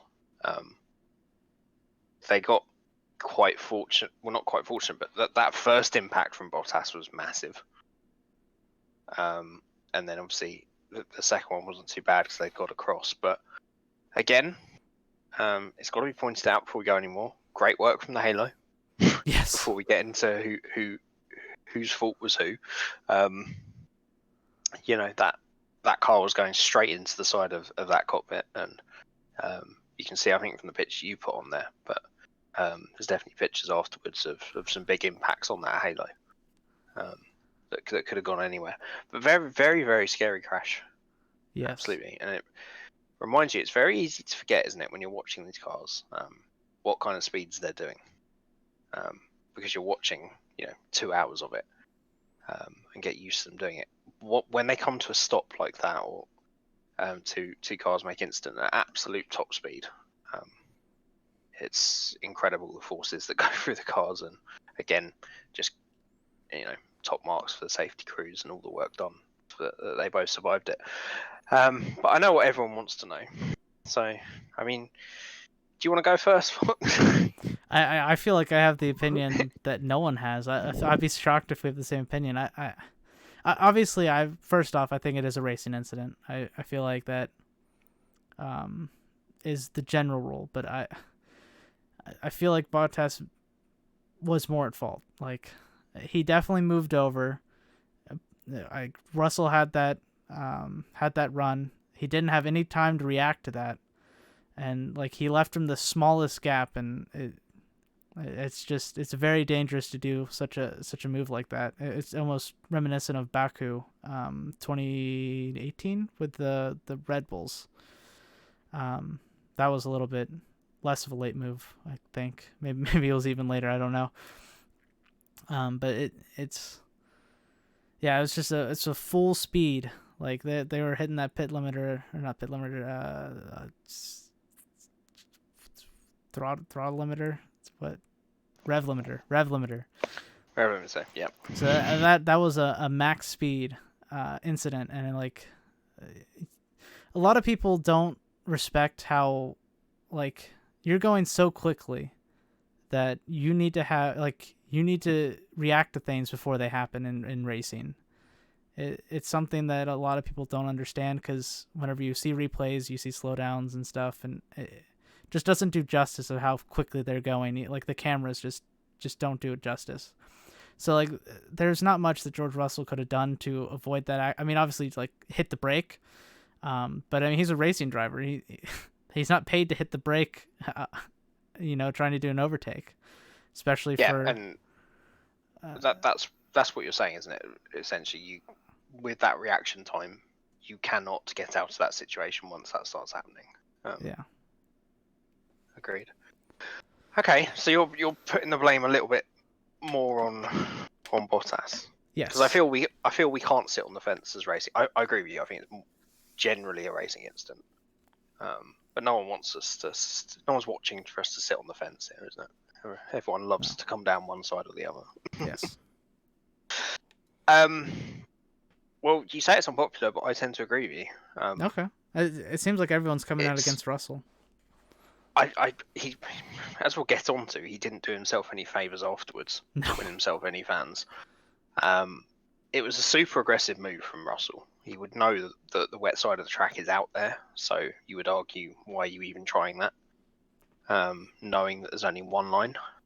But there's definite movement. We're really robbed here because there was bad camera work all weekend, but this particularly so. They, for some reason, decided to focus on the two cars behind them in the passing shot. And we missed, maybe it's because of the weather or just where they fell on track, but any kind of helicopter shot or anything that really showed what happened. I think that's what's making it difficult. The best perspective is Raikkonen's behind. Mm-hmm. And there's a definite movement from Bottas. And I can see what George is saying. In that split second, as soon as someone moves even a bit, you presume they're blocking you. So you've got to make a counteractive move, which is what he did. He went a bit wider, hit the obviously wet part of the track, and then he's a passenger. So it's split seconds. It's on a dry day, that's not even an instant. It's very much because of the weather. Russell was going for it, but that move from Bottas was a bit on the line. Let's put it that way. If I was to come down on the side of a fence, I would come down on the side of it's Bottas's fault. But I think it's very much sort of 60-40. Yeah, it's an aggressive move from Russell, but the slight movement from Bottas is what caused the accident. Definitely. I mean, I understand that he's trying to defend the position. We can get on to a little bit of the aftermath, which is kind of what I'm going to bring up here, is like Russell said that he's defending me harder because I'm trying to take his seat pretty much. Yeah, I mean, as you alluded to a bit earlier, I think the fact that Russell was in the position to make that move is already bad enough for Valtteri. Yes. There could have been that. It's the kind of thing you'll never know. But at the end of the day, you've got to be glad they're both okay. I do want to talk about this real quick. I think Russell should be penalized or fined for even smacking. I don't know if he made contact, but it looked like Russell smacked Bottas's helmet, which should be absolutely unacceptable after a crash like this, because you have no clue what sort of hidden injuries he could have. That, like, the only people that should be in contact with drivers after a crash like this is doctors. That should be completely banned. I mean, like, it adds the drama, obviously. Like, people love that drama, him flipping him off and stuff. But, like, there needs to be the doctors there first on the scene to check both drivers. I mean, it's a fair point. It's not something I'd really considered, but you're quite right in that respect. It's definitely, you don't know what situation they're in. Obviously, Bottas was looking up at it, but you're right. It could be, the adrenaline's not kicked in the pain of whatever might have happened. But I think whatever happened with the incident itself, everybody condoned Russell's behaviour afterwards, because I don't. But injury or not, is a fair point. You can't react like that, really. It's people do, of course they do, and we've seen it lots of times in the past, and it's the adrenaline of it and the anger of it. But it just showed a bit of immaturity from him, really. Yeah. At first I was hoping that he was jumping out of the car to go and check on him, but that was clearly not the case. What a lot of people thought. Yeah. So that would have like made my day to see like obviously like the radio message came over and he was like super angry. Half of it was bleeped, but yeah, I wish that George would have just gotten out of the car and just checked on him because like that was a massive impact. I mean that Esteban Gutierrez and Alonso like that was the first like Gutierrez was a complete passenger in that like it wasn't his fault at all, but he wasn't angry at Alonso. He just like the first thing he said is Alonso okay. So Yeah, of course you're right. I think it's the heat and the adrenaline of the situation is the reason they react like that. It's very easy to say what someone should do, but when you're in that situation, you just it goes to your head a bit.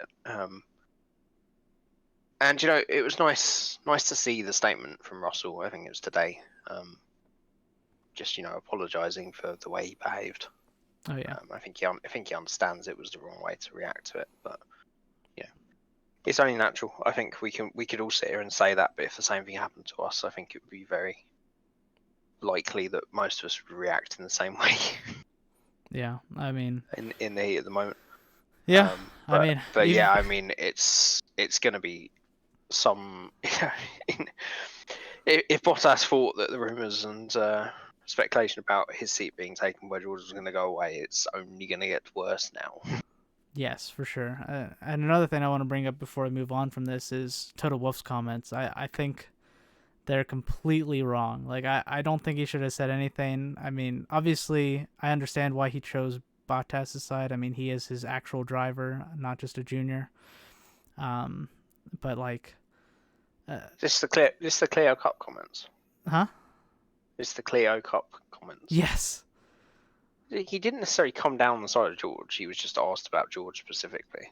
I feel, but like, if I was George, I like that would not make me want to race for Mercedes. Obviously, like the car performance would be too good to pass up. But like, this is where I kind of hinted at earlier with like people that would be vying for AlphaTauri Red Bull seat. Like maybe George after this incident, like. For you to go through that incident and for your future team boss to like say things like that so disrespectful, I don't know if I would enjoy that. I would not appreciate that as a possible future driver for that team. So I think he spoke out of line there. It's not something he should have said. Yeah, I mean, I think the Clio Cup comments itself was very tongue-in-cheek from Toto. I can see the humour in that. He's in a TV interview, he's trying to be entertaining. Yeah. He's not going to be happy with him, of course. No. And that's something that should happen behind closed doors. I mean, I said this earlier in like some Discord chats, is like he probably should have just said no comment. That's something that you handle internally, you discuss it between the drivers, and then you move on. You don't give the media the headlines that they're looking for. It's quite a contentious subject because no, you don't. But if nobody ever gave their opinion on something, it'd be incredibly boring. Oh, it's one thing I quite like about Toto is that he is quite forthcoming in that stuff, and he does speak his mind, and he doesn't do everything behind closed doors. He's not always diplomatic, and I think we need more of that. So I can't really shun someone for doing that.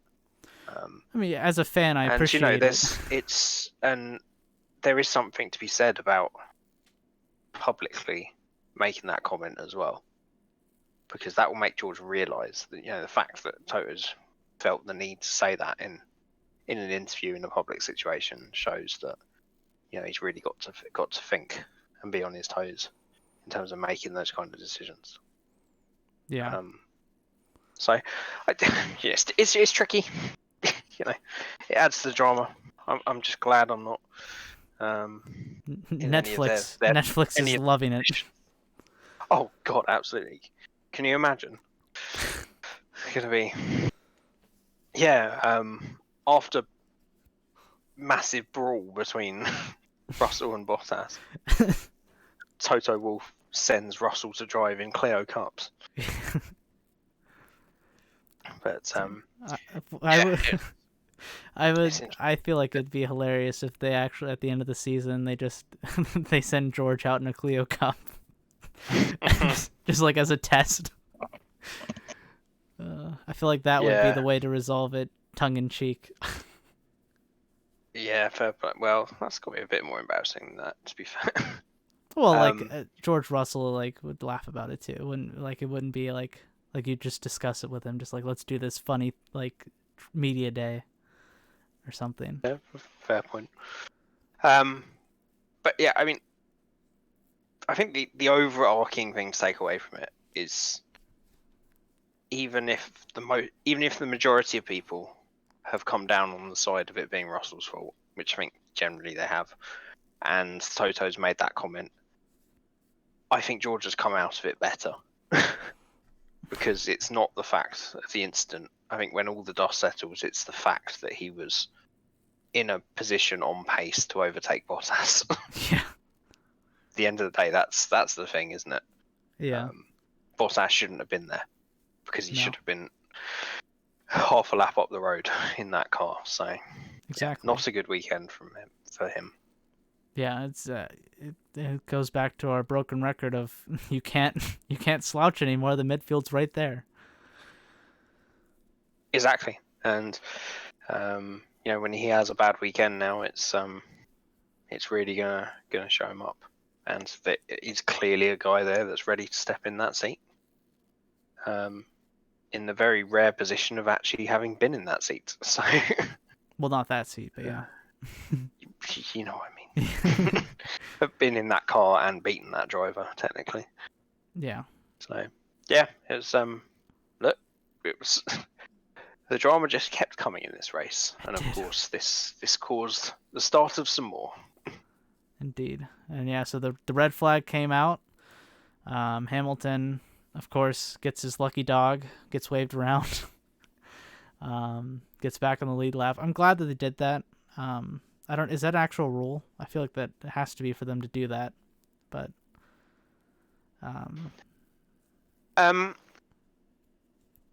it's weird because the reason they did it is, I presumed, was because obviously normally under the safety car they do it, but normally the last 2 years the rule is after a red flag they do a standing start. Mm-hmm. So you would presume that they were waving them around so that they could then go in the correct order to do a standing start, but they didn't. So you did wonder why they didn't just do it on track. Yeah, but I mean, to your original point, yes, waving them around is the rule and is pretty much standard now. That's good. But yeah, he lucked out big time there. But again, I mean, he fell down to P9 after that incident. And he again got bailed out by was it P9? I think it was by red flag. And as you said, unfortunately, they didn't do a standing start, and I think Martin Brundle was kind of angry at that too. I feel like that's something that I was excited for. I was like, ooh, another start. But I understand it's kind of treacherous. It's kind of slippery. So. Yeah, I genuinely think that's the best thing they brought in years. It's doing those standing starts after red flags. When it has happened, it's brought so much drama to it, and it adds a different dynamic to the race. Again, I can see why, but they need to be consistent on this. Like, if that is the rule, they should do it, even if it does cause issues. Yeah. But yeah, I can see their point. But yeah, it was a bit disappointing, really. But yeah, definitely, there was someone else that might have been on this podcast that was very vocal about this. Dan Robertson, that was on the last one, but he does just seem to luck out, doesn't he? Yeah, definitely. All the word was on Hamilton's recovery drive, but let's be honest, without that red flag, he would have been a lap down and nowhere. So yeah, incredibly fortunate. So. Yeah, continuing with the restart, of course, Yuki spins on the first lap, and that was again devastating. I was enjoying his progress going up there. I think he was P12 by whenever he spun. Yeah, I can't remember exactly, but he was definitely in the mix for those points. So, yeah. I also realized that the music that we were listening to ended like an hour ago. We've been going on so long, so I just restarted it. So that's just explaining why the music has randomly started. Yes. Okay, got you. I was too deep in conversation. Yeah, again, it was just a mistake from Snyder, wasn't it? But yeah. Not to be biased, but the real story on the restart was Mr. Lando Norris. Oh yeah, I was again not the biggest fan of Lando Norris. I'm not a huge fan, but I was willing him to get that lead. Like I wanted it so bad. With something I'd wondered the whole race is how much pace does he really have considering his qualifying, where he should have been in qualifying, and for that first couple of laps you did sort of think, hang on, he's really starting to hustle for Verstappen here, but it was unfortunately the caveat of what got him ahead of Leclerc, wasn't it? They'd put him on the soft tyres, and that enabled him to get the jump and have the better warm up, the better grip off the line, get himself past Leclerc with a great move, and then, as in his words, just basically time managed from then on. Yeah, he did. The real he did, yeah. Well, jumping slightly ahead there, but yeah, he did. He got there. But yeah, I mean, it was Perez really that was on the same strategy, and well, it's just quite disappointing, really. Yeah. I mean, that was again another moment where I was just super sad. As Perez made another mistake, and uncharacteristic mistake, I would say. I mean, not that he's flawless as a driver, but it's definitely not something you'd expect from Perez in race trim. So, a bit disappointing. I think he was trying to get up to second quicker than his car was going to let him, and he just, made a slight mistake. Yeah, and it's very easy conditions to do. I think he's shown enough already to show that it was the right move for Red Bull, but he won't be afforded as much time as a rookie would, or an AlphaTauri driver would in that car, and probably not afforded as much time as say Sainz is at Ferrari or Ricardo at McLaren, right? He's going to be expected to be right up there very quickly. So yeah, they're bad mistakes. Very uncharacteristic, as you said, but I think as is another recurring theme of this podcast this weekend, there's a lot of new drivers, a lot of new teams, so they've got to get used to it. But yeah, not his finest hour the rest of that race. After what had been a very promising weekend, because he absolutely had the pace to get into second and probably not challenge Max, but Lewis wouldn't have got back to second. I think by the time Lewis had got through the traffic, Perez would have been off, or should have been off. Indeed, on those soft tyres. So pretty disappointing, but it probably wasn't the race he prepared for. No. Or wanted. Yeah. So yeah, as you were saying, Norris did manage to hold off Ferrari, and Hamilton recovered up to second, and he snatched the fastest lap and remains the championship leader after this race. And so at the end of the day, Max Verstappen won the Grand Prix. Wasn't a hugely dramatic second half of the race, other than the Hamilton recovery, of course, which wasn't really dramatic, but it was the exciting bit. And so, yeah, it was a dominant win from Verstappen. Obviously, there's a few seconds there where you thought maybe Hamilton was going to get the edge and overtake him, but just pretty comfortable. Yeah, it was. I think, we saw a few signs during that race of what might be Mercedes' comeback and edge, which is tyre wear. Hamilton's been very good on his tyres, and he looked after them better at certain parts of the race, but that Red Bull is without a doubt the quickest race car currently. Yes. And as close as Hamilton was, yeah, I think think Verstappen had it in the bag even before his mistakes. So, made up for the mistakes of Bahrain. Flawless race from his point of view, apart from a little issue on an outlap or on the final corner before the safety car. We very nearly had him and Hamilton back in the back at one point. I presume you saw that. What? I think it's on the restart after the red flag. Verstappen putting the car sideways. I did not see that. On the final corner. Yeah, he was pretty much over the inside of the curb and sideways and just held on to it. And then just bolted it down the pit straight to restart the race. Oh, yeah. If he'd gone round there, yeah. So even he, who seemingly had a perfect day, made a mistake. Yeah, great win for him. I think just what we needed, because I think we're all so sort of fatigued from these years of Mercedes that we never quite believe that this is happening this year. Yeah.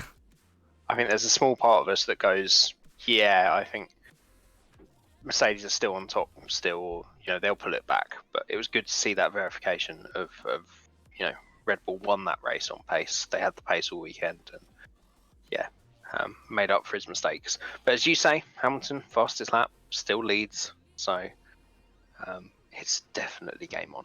And what a result for Norris. Just what he needs. Yeah, podium finish. I feel like he's almost the next generation Perez. If there's a podium to be had, he seems like he's there. And he's doing it already, yeah. I've just been super impressed by his one lap pace, Norris. And that's what he seems to be able to bring out. I guess I was about to say that's what he seems to bring out in the race, but I guess that's what race pace is. Just doing quali laps again and again. But he has such speed, and yeah, it was brilliant to see him on the podium. Yep. And good to see the respects between Lewis and Norris, and good to see two avid sim racers on the top of the Formula One podium. It's a nice little moment seeing them have a chat and a laugh, and they've been teammates in iRacing races as well. So yeah, I mean, we're right up there with them all the time. I think we've beat them a few times, right? They were in our split. we're always in Max Verstappen split, yeah.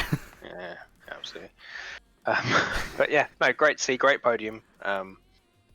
Kind of a shame that Hamilton got back, because we were on target for the youngest podium in F1 history. Oh yeah, that would. I think they said Leclerc on there. Yeah, it was like if you doubled the age of the podium, it was still younger than Martin Brundle. Yep, very easily. That was a bit of a dig at that Martin Brundle. Yeah, but, I think that's what Crofty said. Yeah, look, fantastic race. As well, even better than the first, to be honest. Yeah. And can we just have a final little shout out before we do move on to Imola as well, to be back there? Got a few more things to do. It's done. I'm sure we do, but it's done enough the last two seasons to be on the calendar, isn't it? Oh, definitely. It's tricky enough. The drivers are making mistakes to make it interesting. I mean, imagine Max Verstappen spinning on the restart and going all the way back to the back of the field. Leclerc and Norris fighting for the lead. That would have been something. Yep. Absolutely. Let's keep this as an April race where it's nice and cold with a bit of chance of rain. Yeah. But yeah, brilliant race. Before we move on from the race and everything, who do you think is settling in best with their new team? So who's the candidates for that? We've got Ricardo, Sainz, Perez, and then you got all the rookies: Yuki, Mazepin, Schumacher, Vettel. Vettel and Alonso are new teams. It's Vettel and Alonso. Yeah, I would say the rookies don't really count because it's a different kettle of fish, isn't it? Yeah. How you adapt to F1 versus how you adapt to a different car. Mm-hmm. It's difficult over the 2 weekends. After last week, I would have said Alonso, definitely. But he had a bit of a shocker. Yeah. But let's say it's got to be Sainz. The final shout out to him. He was Leclerc had a brilliant race, which we're not too surprised about, but Sainz was right behind him. Yep. And stuck with them. So, probably Sainz. He's really not far off now, and I'm excited to see where he'll be the next few races. Definitely, I think Sainz definitely is doing it the right way. Being cautious and stuff, and just getting used to his new environment. So I think he'll pay dividends down the end of the season. I think he's gonna be right up there with Leclerc every race. But I feel like Perez is really showing some glimpses of talent and competitiveness in that second Red Bull seat that we haven't seen for seasons. But obviously there are those mistakes that hopefully don't pile up. That's the thing, he is, but he will not until he has a race where he's up with the leaders and isn't 20 seconds back. I don't think you can really say he's exceeded what the other two have done. Yeah. He's got to be there. He's got to be doing what he's brought there to do, which is not to run around in fourth 20 seconds behind these guys. It's to match them. Yes. Or be up there within a few seconds and hassling them. So yeah, it's still got work to do, but it's been impressive. So final thing before we move on to some news is driver of the day. I mean, it's easy for me, but I'm a bit biased. Is the driver of the day in the actual event, but Lando Norris, definitely. I agree. I 100% agree. And again, I'm not a huge fan of Lando Norris. That's going to become a meme, isn't it? I'm not a huge fan of Lando Norris, but... I've donated all my money to his stream and watch him every waking minute. No, yeah, he did fantastic this weekend. Was there at the end to get the podium, held off the Ferraris. I guess, that wouldn't sound very impressive last season, but this season they are finally coming back into it, so that is something. That's going to be a scrap and a half, isn't it? Yeah. McLaren versus Ferrari. That's really, with those four drivers as well. Arguably after Verstappen and Hamilton, the next four best drivers on the grid. Yeah. It's going to be very interesting to see who comes out on top at the end of the season out of those four. It's definitely gonna be two championship fights. I feel like there's that championship fight and then the upper midfield fight, and I guess AlphaTauri has just been making some mistakes. I feel like they'll be right in that championship fight too for P3. I feel like we don't really know with them yet. They've just not had a clean weekend. They've looked super fast, but they've not really demonstrated that on a Sunday yet. So. No, exactly. Not always through fault of the team, but we'll see. Those wet tires, though. That was a call. Is it? Well, exactly. Wet tires, and then Gasly made the mistake in Bahrain that pretty much ruined his race, and Tsunoda's not really got the qualifying that he should have at any of the events yet. So let's see. So yeah, I guess at the end of the day, the only footnote left is Kimi Räikkönen 30-second time penalty gets pushed down the grid, and Ocon and Alonso both move up to the points, and Alpine gets its first points finish and double points finish in the same weekend. Yeah, which they really didn't deserve. Maybe Ocon did because he had a pretty good weekend, to be fair. But yeah, it was. I reread that penalty about 6 times earlier. It's still confusing me. Yeah. I think it was the same thing. Seems harsh. Was it the same thing as Perez, pretty much? No. So the difference is that obviously he made the mistake and tried to recover his positions, but it was on the out lap. It was on that lap where they were unlapping themselves. No, it wasn't. It must have been the safety car lap, but it's because the safety car lap lights went out. And under the rules, it was basically 2 opposing rules. So under one set of rules, you can recover your position as long as you do it before the final safety car line. But the other rule says as soon as the safety car lights go out, you can't overtake. So he was regaining his positions. Safety car lights went out. and they asked the stewards what to do, didn't get a reply, and apparently what they should have done is gone into the pits and started from there, which I find even more confusing. The whole thing's very confusing. Indeed. And to be honest, robs Kimi of what was another fantastic drive in that car. Let's not forget that Alfa Romeo is even further off the back. You know, Williams are clearly got a quicker car than them. Yeah. Them and Haas are really struggling. So again, just unbelievable job from him, and such a shame. Yeah. We do have a mid-podcast guest joining us, the host of this podcast, Hardy. Do you have any thoughts on the race? Yeah, I thought it was quite a good race overall. Had ups and downs, very entertaining. And I do want to say that I know you're anti-Lando Norris, but I did think he was driver of the day. I agree with Jay. I said it was driver of the day. Yeah, but you know, we know your history of Lando Norris, so you know. Absolutely despises him, confirmed. Yeah, absolutely. You know, Santino Ferrucci is ideal replacement. So, but no, yeah, I thought Lando had a great drive and did his best to hold off Hamilton at the end, but yeah, still a fantastic drive. It's great to see two Brits up there as a fellow Brit. You know, getting the 699th and 700th podium by a British driver, so fantastic achievement. But yeah, just to echo what Jay said, I think Imola has its place on the calendar, and we should see more races there going into the future. I'd rather go there than some of the Grand Prix we do go to, because it was just really entertaining these past 2 years. Yeah, and I think we're going to have to get a team vacation home for Foxworth Autosport over there. On those little houses that Yeah. look over the last two corners. Yeah, Exactly. That's quite a view, isn't it? Yeah. No, the tracks. We all know the track's amazing, but it's produced great races as well. So if there's something good to come out of the pandemic, it's hopefully some of these tracks being revived. But we know how much money these tracks, such as Saudi Arabia, are offering. That will be a fun podcast. We'll see what they do. It's nice to see an old school circuit as well. Like a lot of the Tilke circuits don't seem to have the same kind of like. I'm sure they work very hard to try and make the best track possible, but you just can't beat an old school track. You know, we go to Spa and Silverstone and Monza, Imola, and just the amount of excitement the race brings, the drama, the entertainment value is fantastic. And you go to a Tilke track and it's just not the same.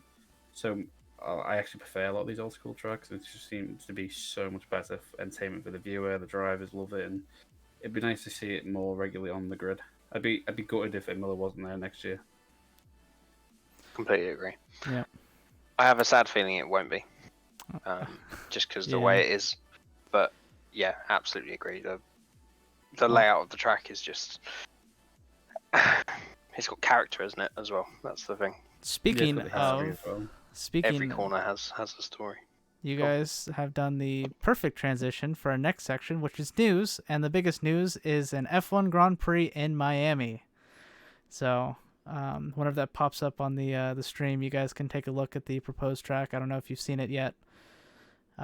Looks very very turn heavy. 19 turns. I don't know if that's gonna produce good racing necessarily. Some S's, long straight. So should be interesting to see. It's great to have another Grand Prix in America, but I think like a lot of the people on the team, especially like Dan says, there's so many historical tracks in America that they just should invest in one of those and kind of bring it up to the standard for F1 to race there. So yeah, I'm kind of with Dan on that. I mean, personally, I'd like to see Long Beach come back. I thought that was a fantastic track, and having driven it in some games, it is fantastic. I'm not a huge fan of the Miami layout. I did see someone, I think it might have been Will Buxton, retweet it about how the fact that it looks like someone who described Interlagos and drew it badly. So it has been made as a comparison. I don't think entertainment wise it's going to be that good of a track. I mean, who knows? Wait and see. But I mean, I am very excited to see another race in America because I think getting F1 back in America is fantastic. We're having the Dakota race and getting more of the American support is fantastic. NASCAR being one of the biggest spectator sports, if not the biggest still, pre-pandemic anyway. So But yeah, I completely agree with Dan. I think there's so many other tracks that would be better to go to. Road America, Long Beach personally would be my choice. But I mean, unlike Jeddah, for example, I'm not really looking forward to Jeddah. I think that track just doesn't float my boat.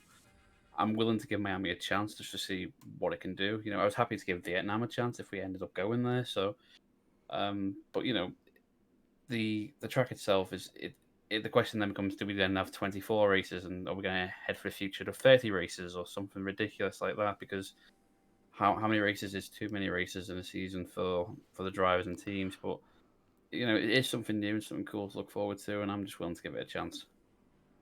Yeah. Completely agree. Fun. Before we move too far away, I just want to mention Long Beach is actually possibly not going to exist forever. There's talks about putting a baseball stadium over it, unfortunately. Oh, Yeah, you Yanks. That is the shame, because it's a bit like Rockingham Park. Is it Rockingham Park, or is it just Rockingham? I can't remember if that was the full name. But that ended up being turned away from a racetrack, and that was a good racetrack to have. So That's now a used car park. yeah, which is such a shame. So. It's really sad. Like because of the amount of cars that haven't been sold during the pandemic, they showed a picture of the old Rockingham Bowl around it, with just basically a car park of like 30,000 used cars just sitting in it. It's a shame, but yeah, I mean, Long Beach is a good spectacle. I really don't think it would suit F1 at all. Not at this point, no. Yeah. And I'm very similar to Hardy, like just willing to give it a chance. You don't know with racetracks till you go there what kind of racing it's. At the end of the day, that's what matters. If it's a configuration that all of a sudden creates great racing, and I think there's potential there, like the straights alone offer a lot of opportunities. But I think the main thing is it's good to have two races. It's funny because we were talking about it in our endurance race on Saturday, that just before it was announced that America really should have two races now. It's a market that we thought was completely closed off to F1, and it seems stupid for the spectacle of the sport not to have the Americans on board, who are big motor racing fans but obviously prefer other forms. But it's an exciting location. It might be a good track, it might be a good race, we don't know. So yeah, let's see. I mean, for me, it's almost seems like I have 3 Grand Prix a year to go to whenever I have money. So, got the Canadian one, which is actually the closest one to me, and then Miami and Texas.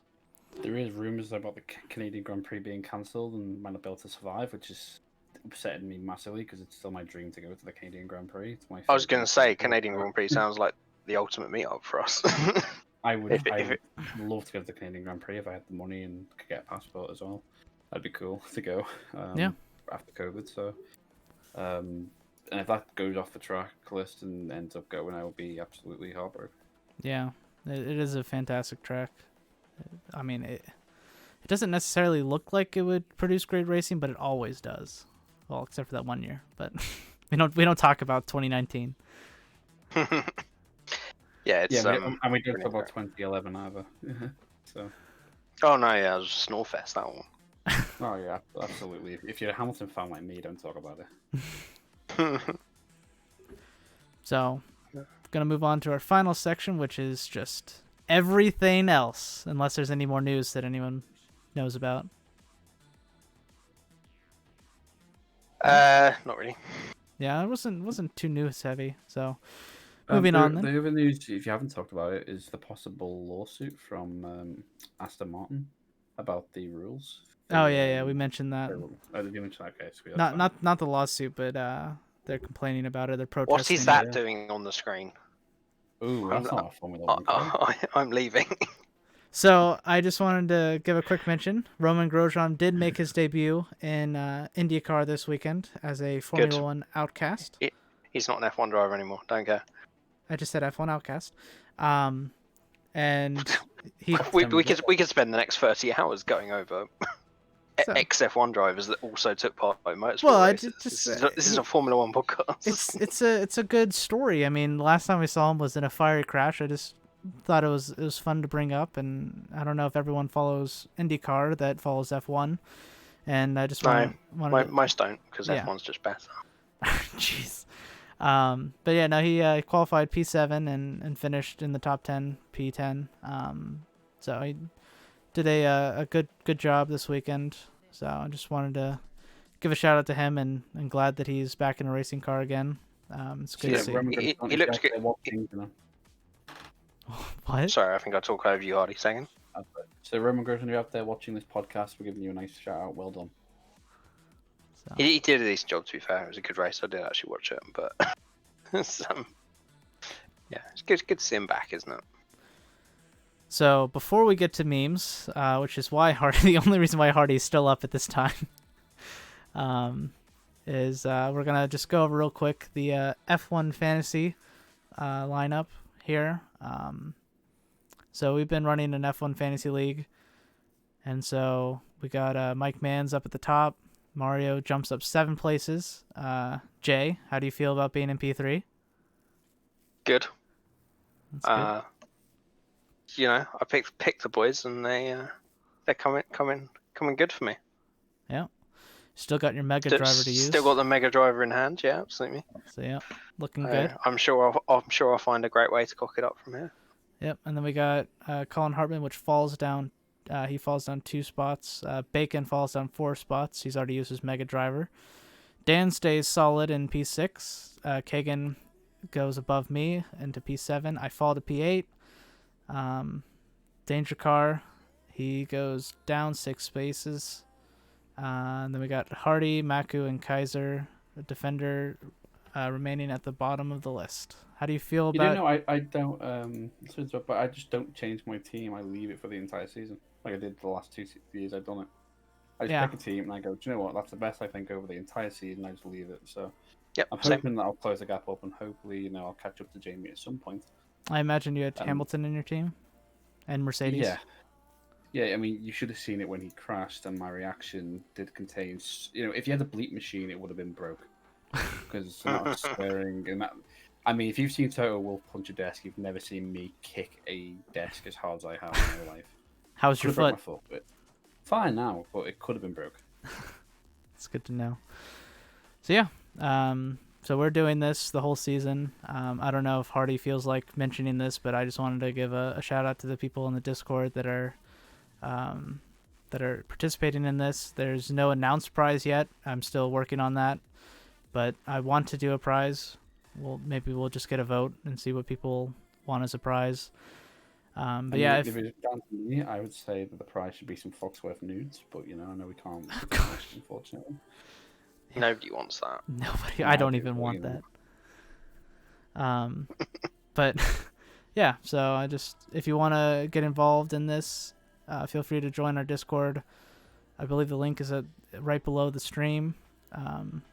So you can join our Discord and you can sign up and put your team name into the Discord, and we'll keep track of you and put you on this list every week. So just wanted to give a quick shout out to the Discord. So now moving on to everyone's favorite section, the meme section. So I don't know. You can look. I downloaded them in order in the discussion section of the Discord if you want to just look at that.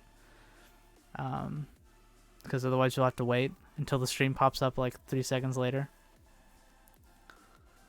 So this first one is a classic Cars meme.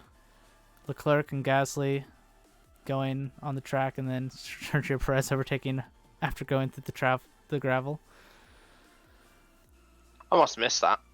I feel like this is misremembering Ricardo and Gasly, I think, is who he actually overtook after going through the gravel.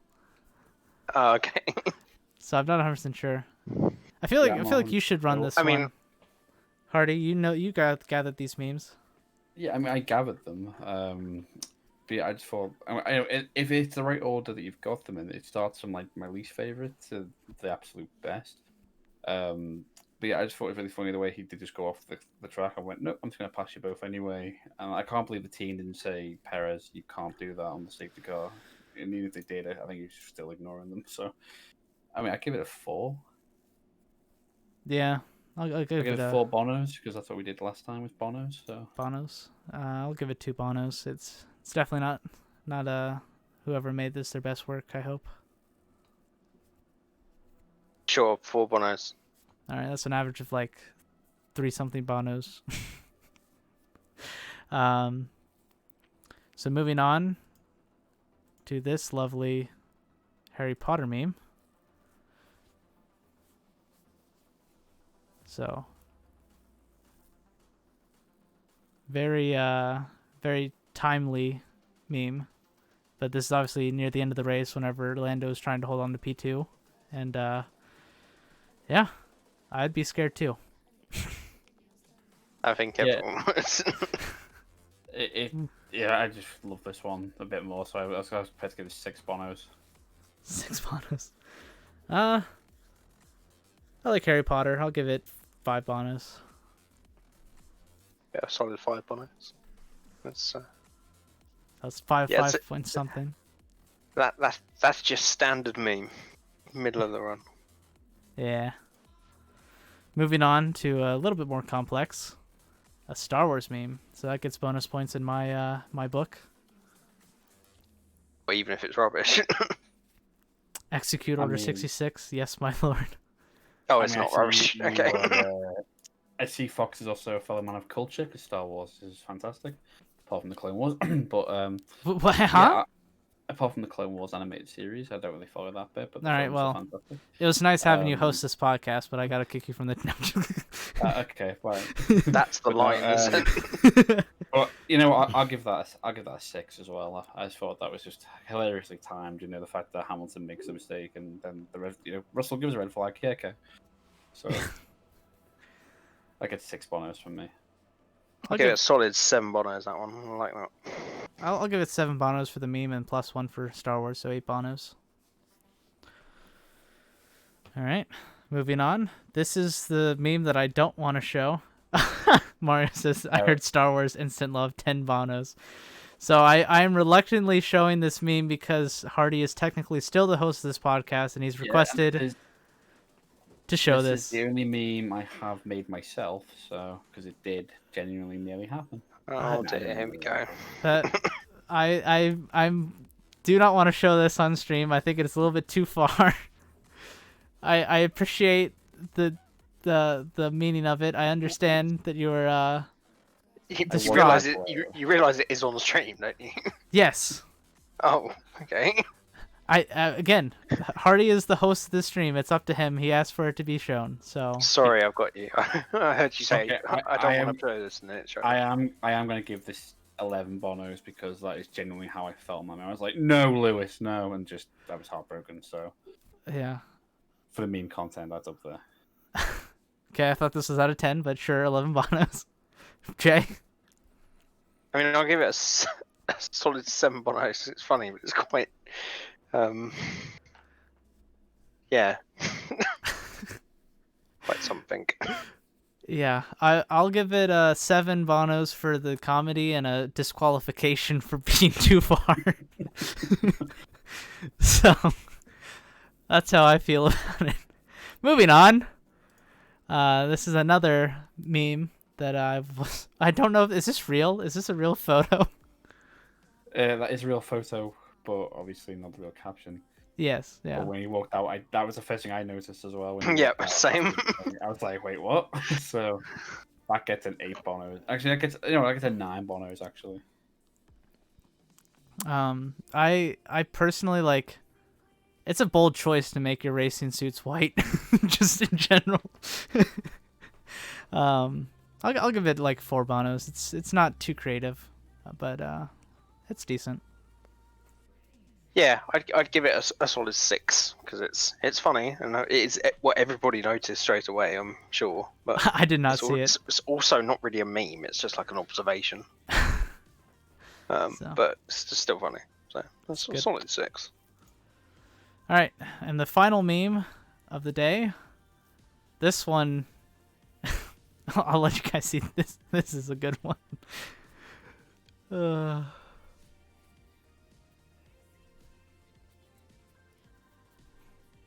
Yeah, I still love this one. I mean, this is a 10 out of 10 bonos. This Yeah, is, that's a solid 10. since we're breaking rules, this is a solid 12 for me. When I found this, so I go and do a lot of research for this. When I found this, I was just absolutely howling. I was like, "Yep, what they would do for those two drivers back if they didn't have the financial situation, just fantastic." It's such a good meme, and it's so accurate. I feel like at the end of the day, I don't think Gunther wanted to replace both his drivers. I think it was just a business decision to get sponsorships. I do think he generally had good relationships with both of them, but what they would do now, I mean, maybe not like Schumacher. I think Schumacher they like, but yeah.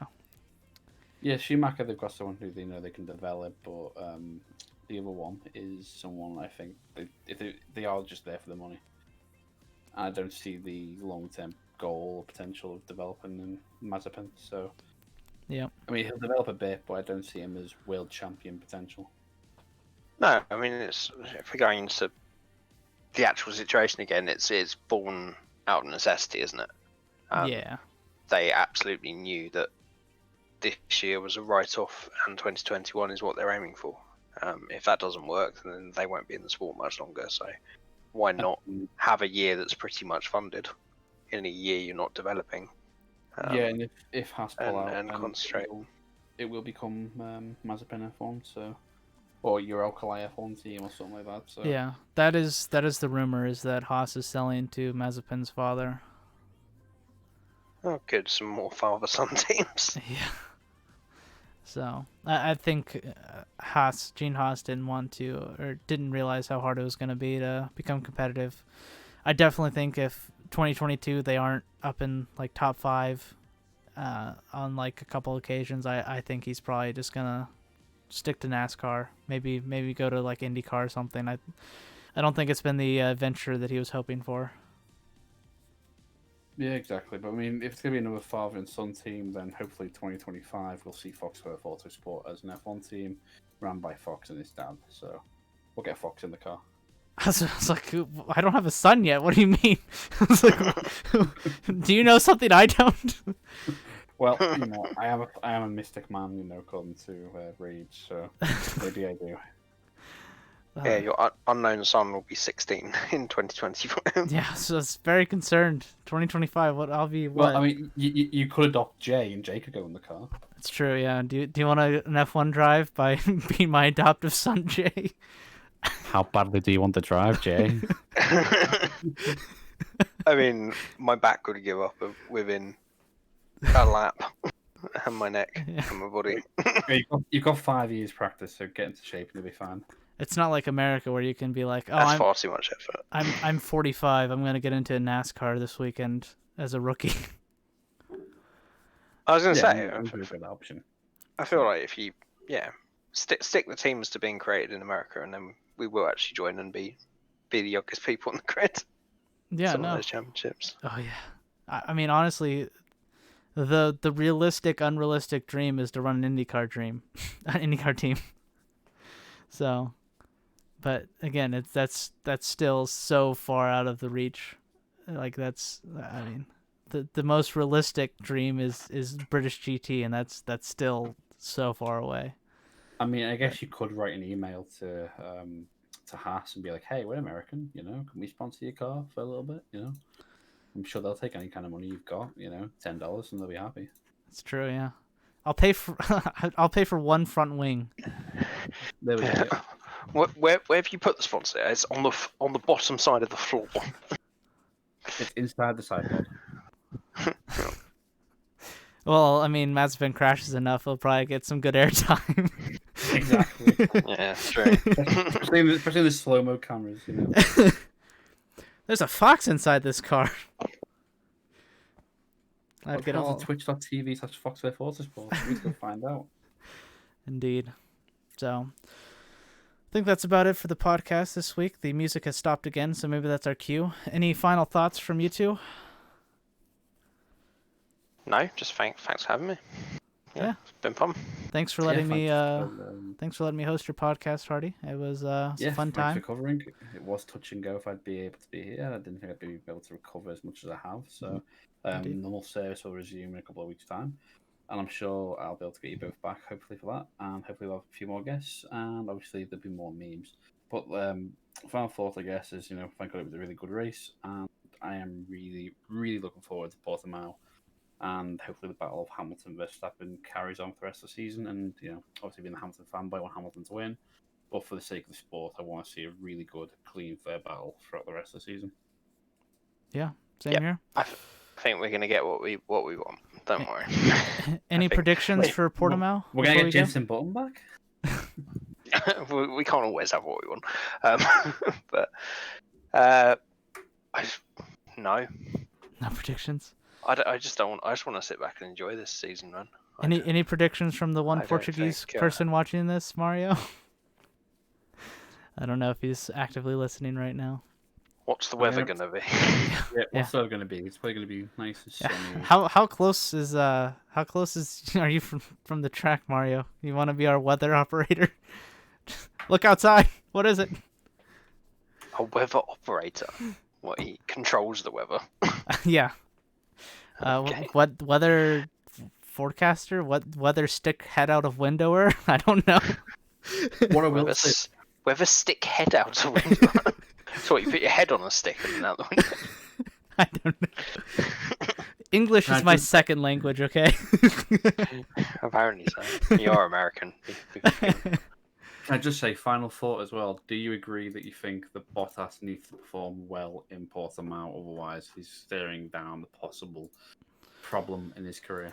Because, I mean, even in regards to the accident, he was struggling a lot in Imola and was fighting against a Williams, obviously George Russell, but it didn't look good for his career either way. Yeah, I mean, he's had these races before where he's just nowhere, but it's usually in fourth, Like maybe one midfield car gets by him, but this is just, he almost, like, unless they come out and say that there was another incident with debris on his car, there's no excuse for where he was. And I really think that this is this make or break season for him. Does he have a contract for 2022? No. Not that really matters in Formula 1. I think at the end of the year, they're all up anyway. So I think Hamilton's up the year, Bottas is up, George is on a 1-year rolling deal anyway with the Mercedes and Williams deal. Esteban Ocon, he was on a 3-year contract, which is up at the end of the year. Oh yeah, at the end of the year, the 3 Which is what George has always said, that he would see that out. It's difficult. He's had these races in the wet before, lots of times. I'll stick to the story that I think it will be completely related. It will be completely down to what Hamilton does. Yep. If Hamilton, they will leave it as late as possible. I think George has got a seat there, full stop. But if Hamilton, maybe not after this weekend, but no, I think he does. Yeah. I think it's without a doubt. And whether it replaces Bottas is completely up to Hamilton. If Hamilton goes, then there's every reason for them to keep Bottas. So I think his career is almost in Hamilton's hands now. Indeed. Yeah. All right. I think that is where we'll leave it with the prediction from our Portuguese correspondent. He says his prediction is it'll be the final Portuguese Grand Prix for many years, and that is unfortunately probably the case. Nicely on a cheery note. So, yeah, a lot of the classic tracks are not going to remain after COVID is over, but is what it is. Anyways, it's been nice to see them again. Yeah, it has been very nice, very refreshing to see a European calendar really expand and show off some of these tracks. So, thank you for watching, everyone. This has been the Pitlane podcast. It should go back to normal next time. Should be Hardy and 1 or 2 guests, whatever he decides. It's all up to him. So it has been a fun time, and I'm glad to be able to host this podcast. And yeah, just be sure to follow the channel and follow over on the YouTube channel, Foxworth Autosport, for all the VODs and stuff, so you can keep up to date on that. We're working on bringing out more content for that channel, so just be on the lookout. We're going to start releasing more podcasts. Some of them are going to be recorded, and but that's going to come down a few months later. We're going to really establish this podcast first, so yeah. So be sure to subscribe over there. Yeah. And as always, thanks so much for watching, guys, and we'll see you on the next race.